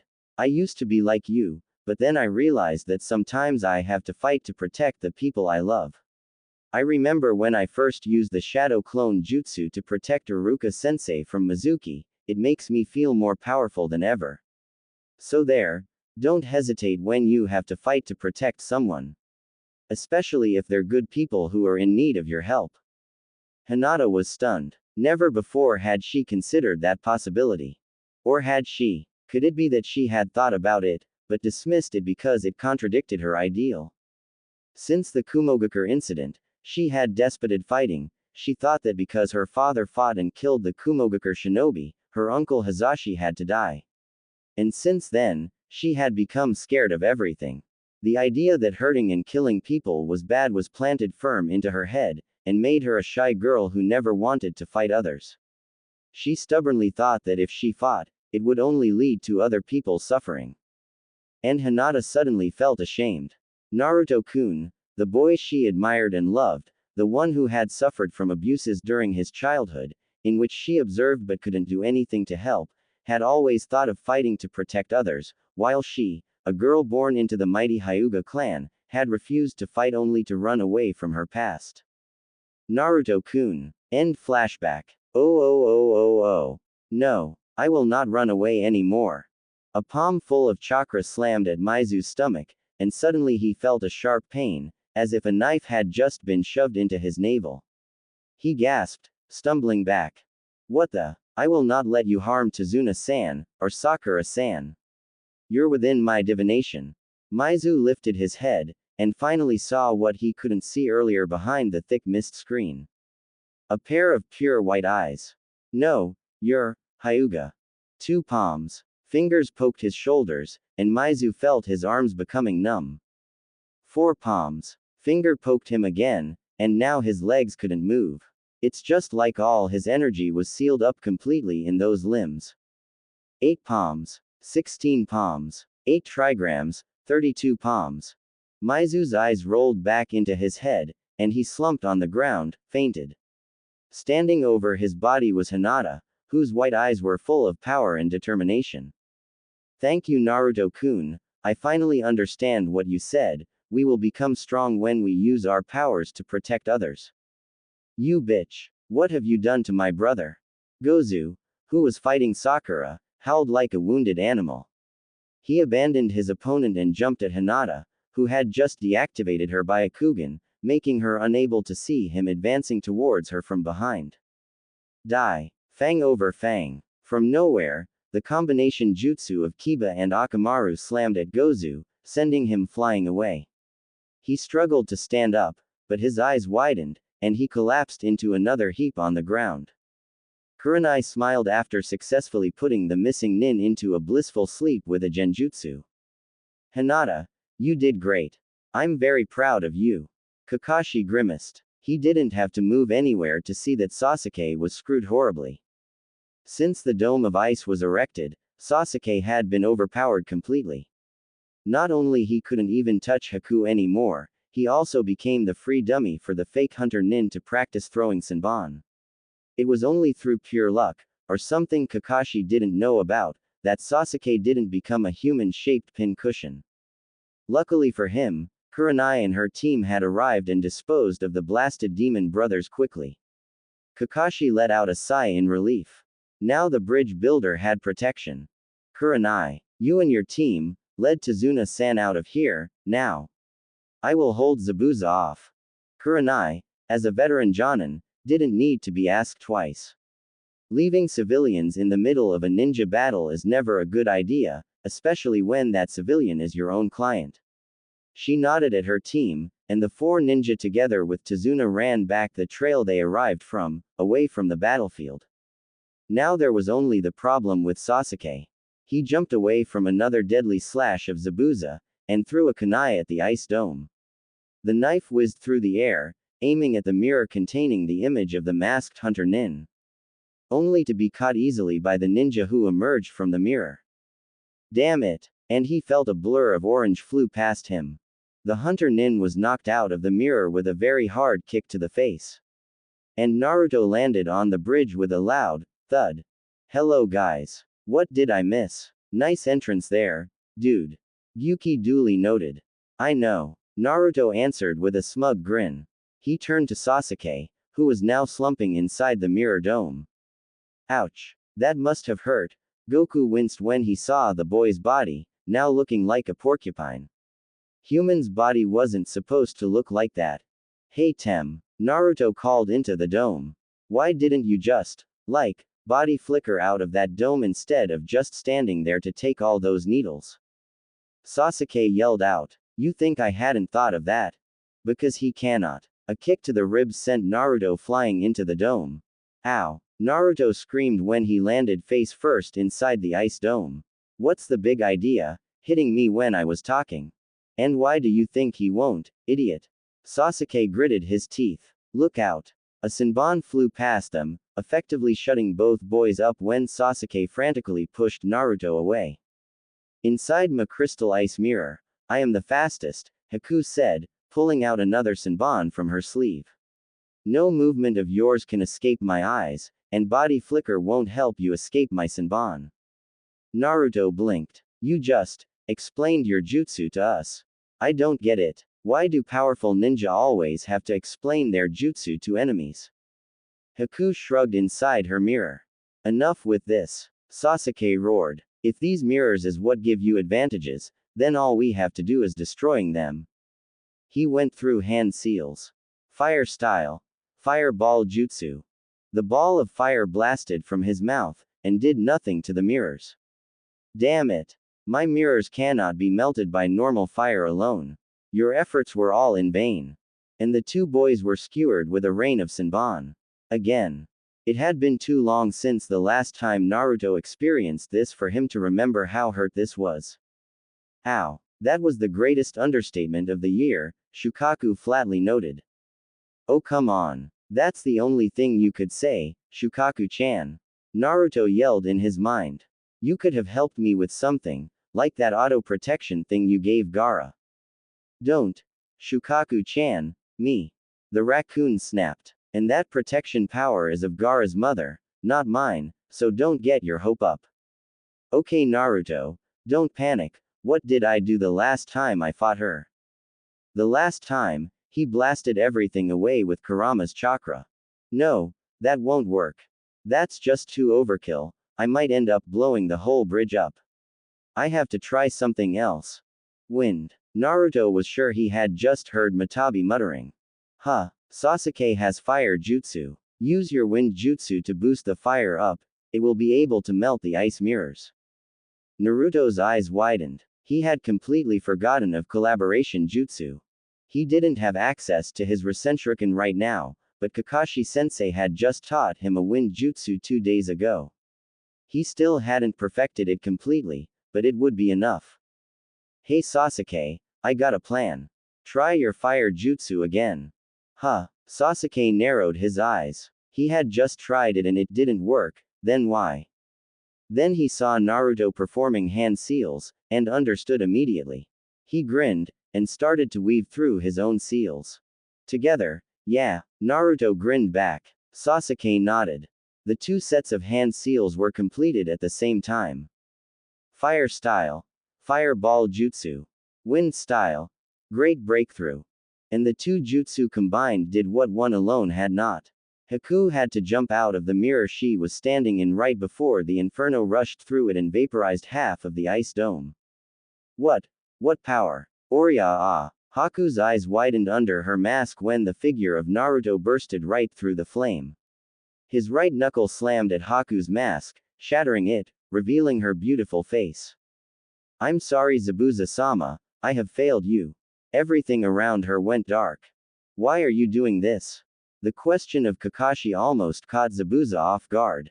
I really don't understand you, Zabuza, the Cyclops continued. You're the leader of the riot against the 4th Mizukage 1 year ago, right? Why would a ninja who did such an honorable thing stoop so low to work with a scum like Gato? I don't have to explain my way of working to you. Zabuza snarled. You are a fool, Zabuza, Kakashi stated while deflecting another slash of the swordsman. After your failure at Yagura, you left Kurigakure, left all your comrades to run away alone. As far as I know, right now they're still fighting, even without your help. Do you think running away like that will help you bring freedom to Kurigakure? And now you affiliate yourself with a scum like Gato, that's just too sad. Do you really think that Gato will help you after you kill Tazuna for him? Killing intent suddenly spiked around Kakashi. Shut up. I will not listen to you anymore. Kakashi had to dodge and block frantically when his surrounding was suddenly bombarded with a furious barrage of slashes. Sorry Naruto, Kakashi thought while pulling out a scroll from his pocket.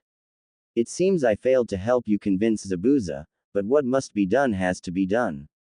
Naruto stood triumphantly over Haku's body. His own body was riddled with Senbon wounds, but there was nothing his healing factor couldn't fix. Behind him, Sasuke was plucking the Senbon off his body. You shouldn't do that. You might bleed to death. Naruto noted. Sasuke looked at him and scowled. This was nothing. Then Naruto noticed Sasuke's eyes. Oh, so you got your Sharingan, huh? Sasuke smirked. Yeah, it must have activated during the battle. Now I'm not gonna lose to you anymore. Naruto grinned back. Oh, I'm waiting for our next spar. Then he heard the sound of 1,000 birds chirping at the other side of the bridge. His eyes widened. Oh no, Kakashi-sensei is going to kill Zabuza. Everything flew away from his head immediately. Kakashi-sensei had promised him that he would try to convince Zabuza. Kakashi-sensei, stop, he screamed, but his voice was unheard. The Jonin was running towards Zabuza full speed, his right fist was full of blue crackling electricity. 5 more steps and Zabuza's heart would be pierced. There was no time. Normal body flicker wouldn't help him reach them in time. He had to do it. Kurama, please lend me your chakra. Wait, what are you trying to do? Kurama yelled when her chakra was pulled on rather forcefully, and started to form into Naruto's familiar golden chakra shroud. 3 more steps. With a kick to the ground, Naruto flew towards the fighting ninja in a yellow flash, sending a cloud of dust on Sasuke's face, leaving him coughing hysterically. He had to reach them before Kakashi's Reikiri connected. 2. He wasn't gonna make it, he could arrive in time, but there's no time to stop Kakashi's hand. 1. There was only one way. He jumped into the way of Kakashi in front of Zabuza, and the whole lightning jutsu was shoved right into his own chest. Everyone was utterly shocked. Yes, everyone. Sasuke, Sakura, Kakashi, the tailed beasts, even Zabuza. Kakashi was the first one snapping out of his stupor. Naruto, he screamed, hastily pulling his hand out of his student's chest, but before he could do anything else for the boy, the blade of Zabuza had been swung at his neck, and obviously, it was going to cut through Naruto's body, too. And Kakashi saw red. Clang. The giant blade was stopped dead on its track by the metal plate on Kakashi's glove. His eyes were both locked at Zabuza's face with a glare full of hatred. A flick of his arm, and Kubikiribocho was yanked out of Zabuza's hand. The blade flew into the sky, spun wildly and stabbed into the bridge with a loud thud. Kakashi gently put Naruto down on the hard, cold concrete surface, and stood up, grasped the handle of the giant blade and snarled in a cold voice. I gave you a chance to back down Zabuza, and you ruined it. Now prepare to face the consequences. Never before had Zabuza felt such a fear.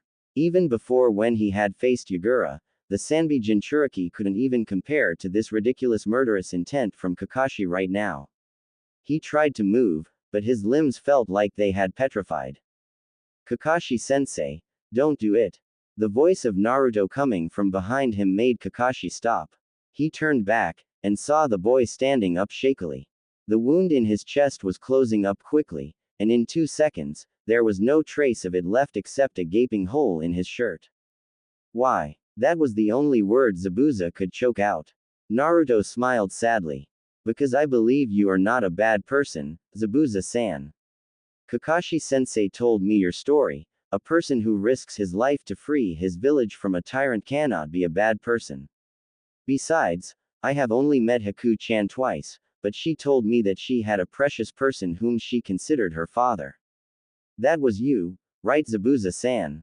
I cannot let her last precious person be killed right in front of me. But hell, I think if she was awake, she would have done the same thing as me. Zabuza's eyes widened. The girl he had rescued from a devastated bloodline family with the intent to train into a weapon, she thought of him so highly, and yet, he was here, always thought of her as a tool, a weapon for him to use. He thought of everything Haku had done for him before. No one in his life had ever given him such a treatment. The image of Haku standing in front of him, her bloody chest having a gaping hole and an arm piercing through, suddenly flashed through his mind. What the boy said was true. If Haku was awake, that would be the thing she would do. He hung his head in shame. A drop of tear rolled down his cheek. Since he first became a shinobi, he had been taught that shinobi were simply tools for others to use. They didn't have feelings such as love or regret. They simply were killing machines, created to work for people with enough money to pay them. But right now, why was he shedding tears?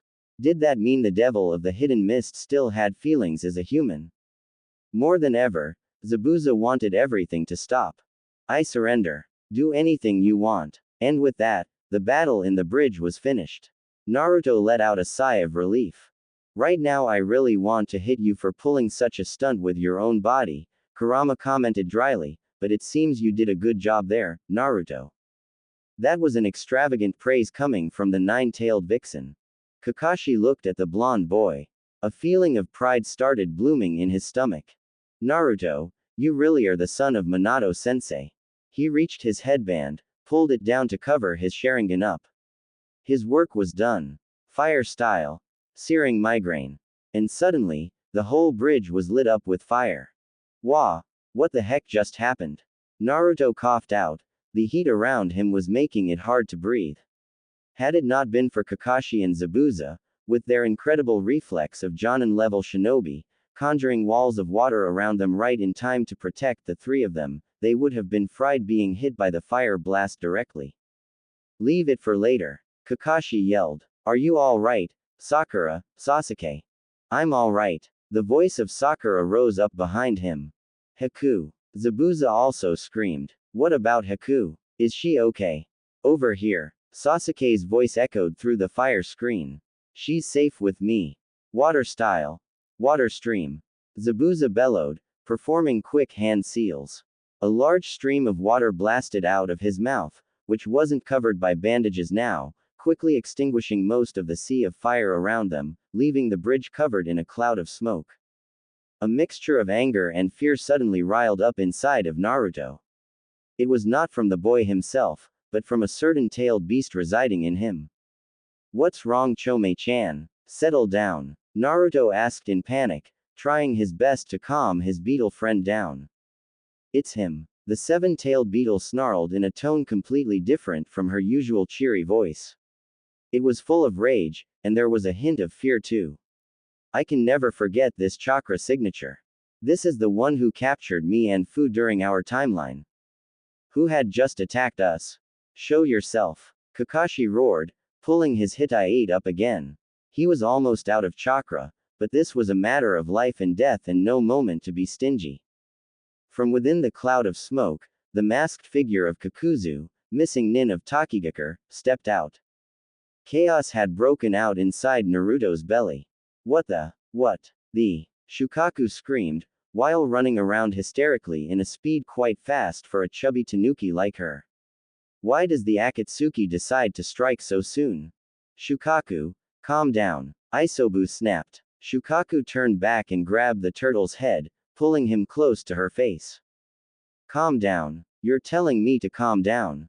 That man is a member of the Akatsuki, and right now we're stuck with a Naruto who doesn't have any useful jutsu, and cannot even use our power properly. We're dead. Shukaku's right, Yuki said grimly. This is the man who single-handedly took down Chome and her Jinchuriki. If we have to face him right now, we're as good as dead. That's if there hadn't been any of his associations around.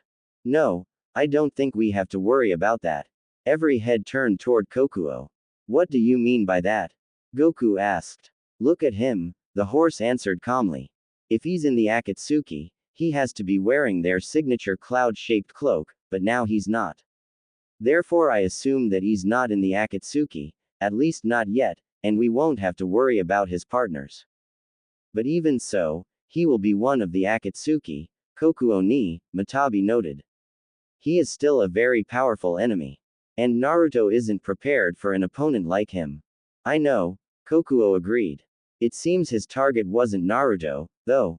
Kakashi Hatake, the copy ninja, and Zabuza Momochi, the devil of the hidden mist, Kakuzu drawled, cracking his neck menacingly. It seems that Midget didn't give me false information. But Kurenai Yuahi, the Genjutsu mistress is not here. No matter, I'll hunt her down later. That bastard Gato, Zabuza snarled. I shouldn't have trusted him. To sell me out to the like of you. You know him, Zabuza? Kakashi asked. His eyes didn't leave the newcomer. Of course I know him.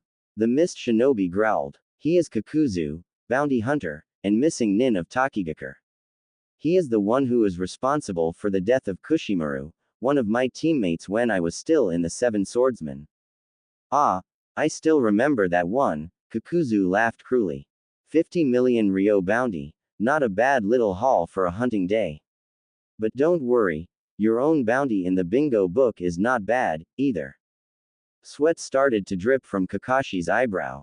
If what Zabuza said was true, then they're facing someone who could take down a member of the Seven Swordsmen of the Mist single-handedly, and if he had killed Kushimaru Kuriarere, one of the most bloodthirsty members of the Seven Swordsmen of all people, only for the bounty, how many other powerful shinobi would that monster have hunted before, and after that?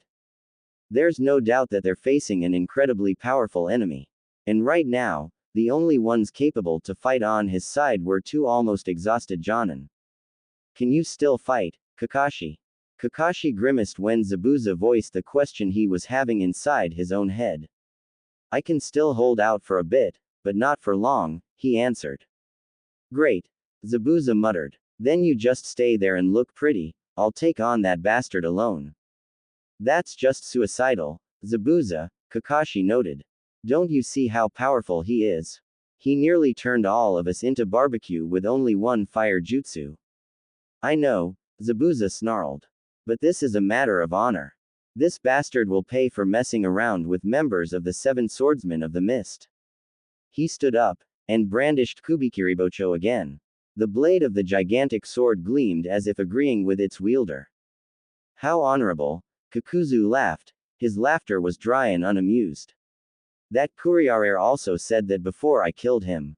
And Zabuza snapped. He leapt at Kakuzu in a surprisingly fast speed, and swung his sword so hard the only thing everyone could see was a black flash aiming at the Takigakure missing nin's waist.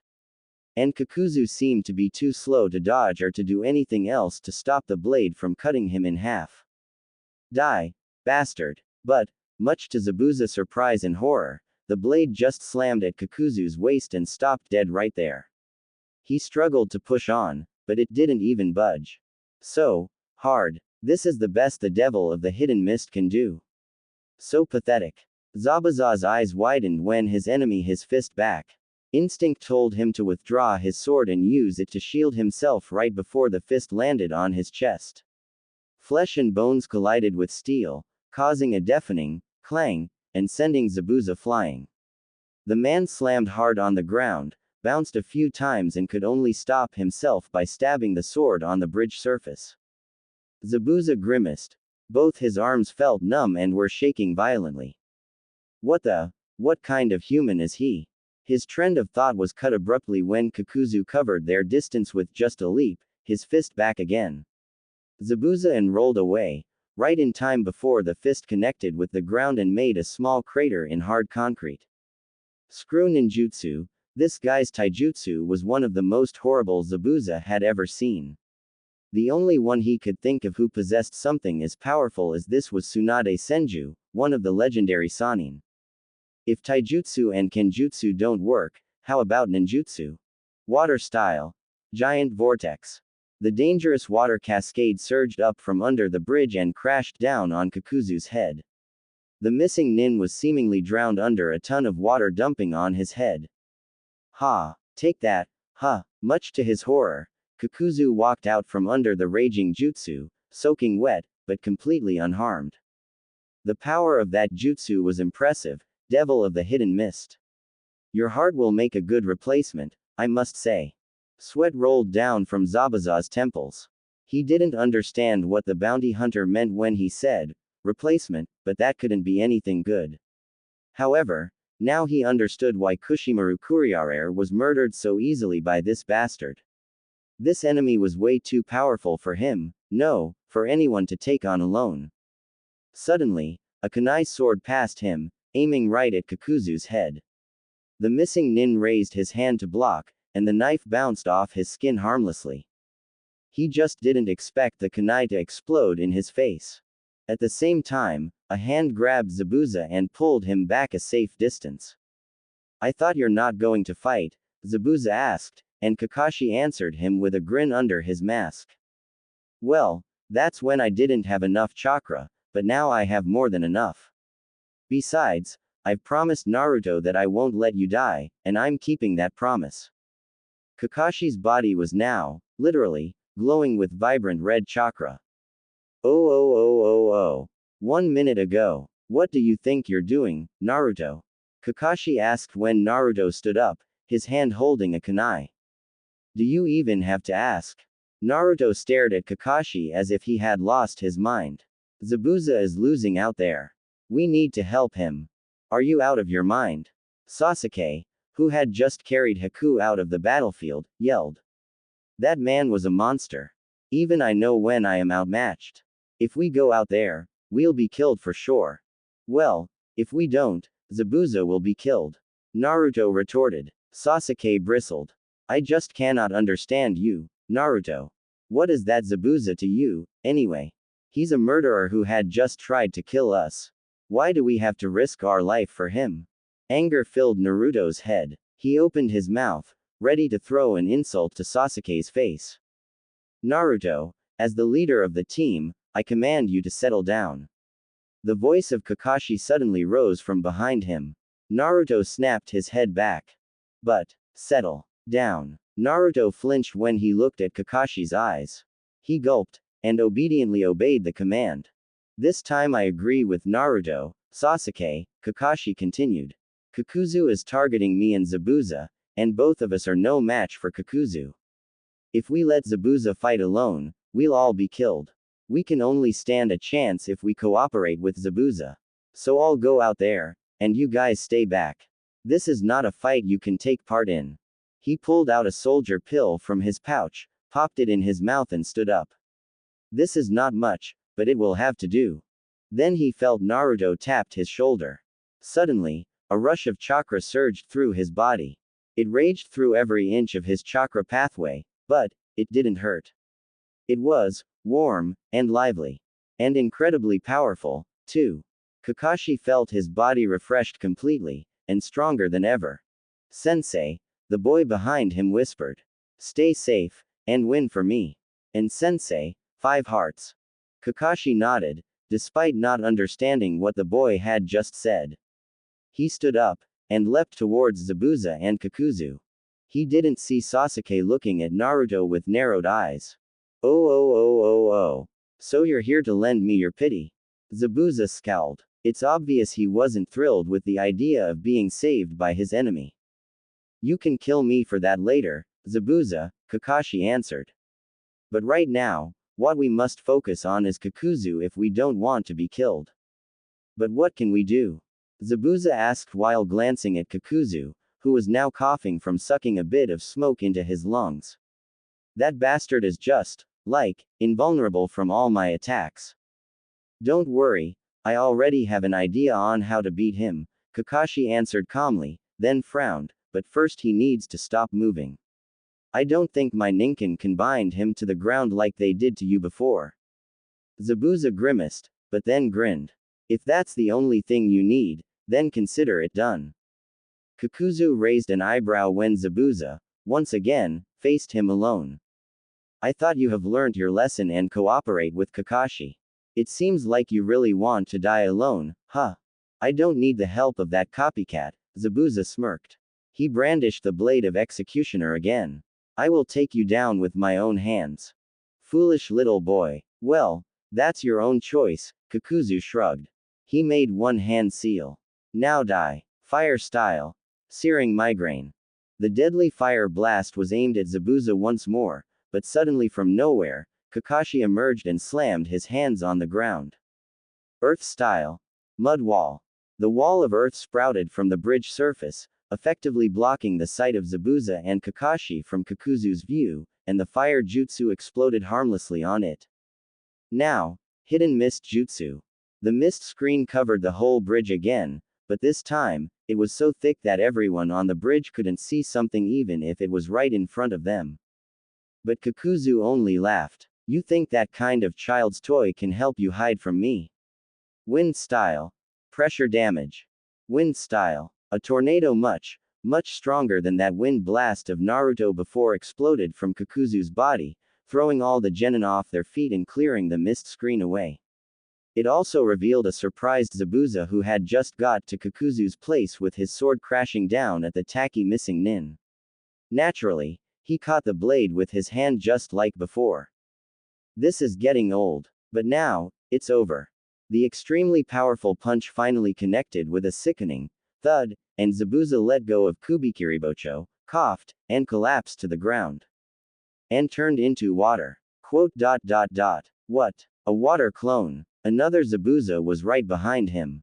Yes. Now, fly. With a mighty roar, Zabuza slammed the flat of his blade at Kakuzu's face, hard, and the bounty hunter was sent flying away like a baseball. His body soared across the sky about 60 meters, and fell into the water of the river with a loud splash. Everyone winced. Naruto facepalmed.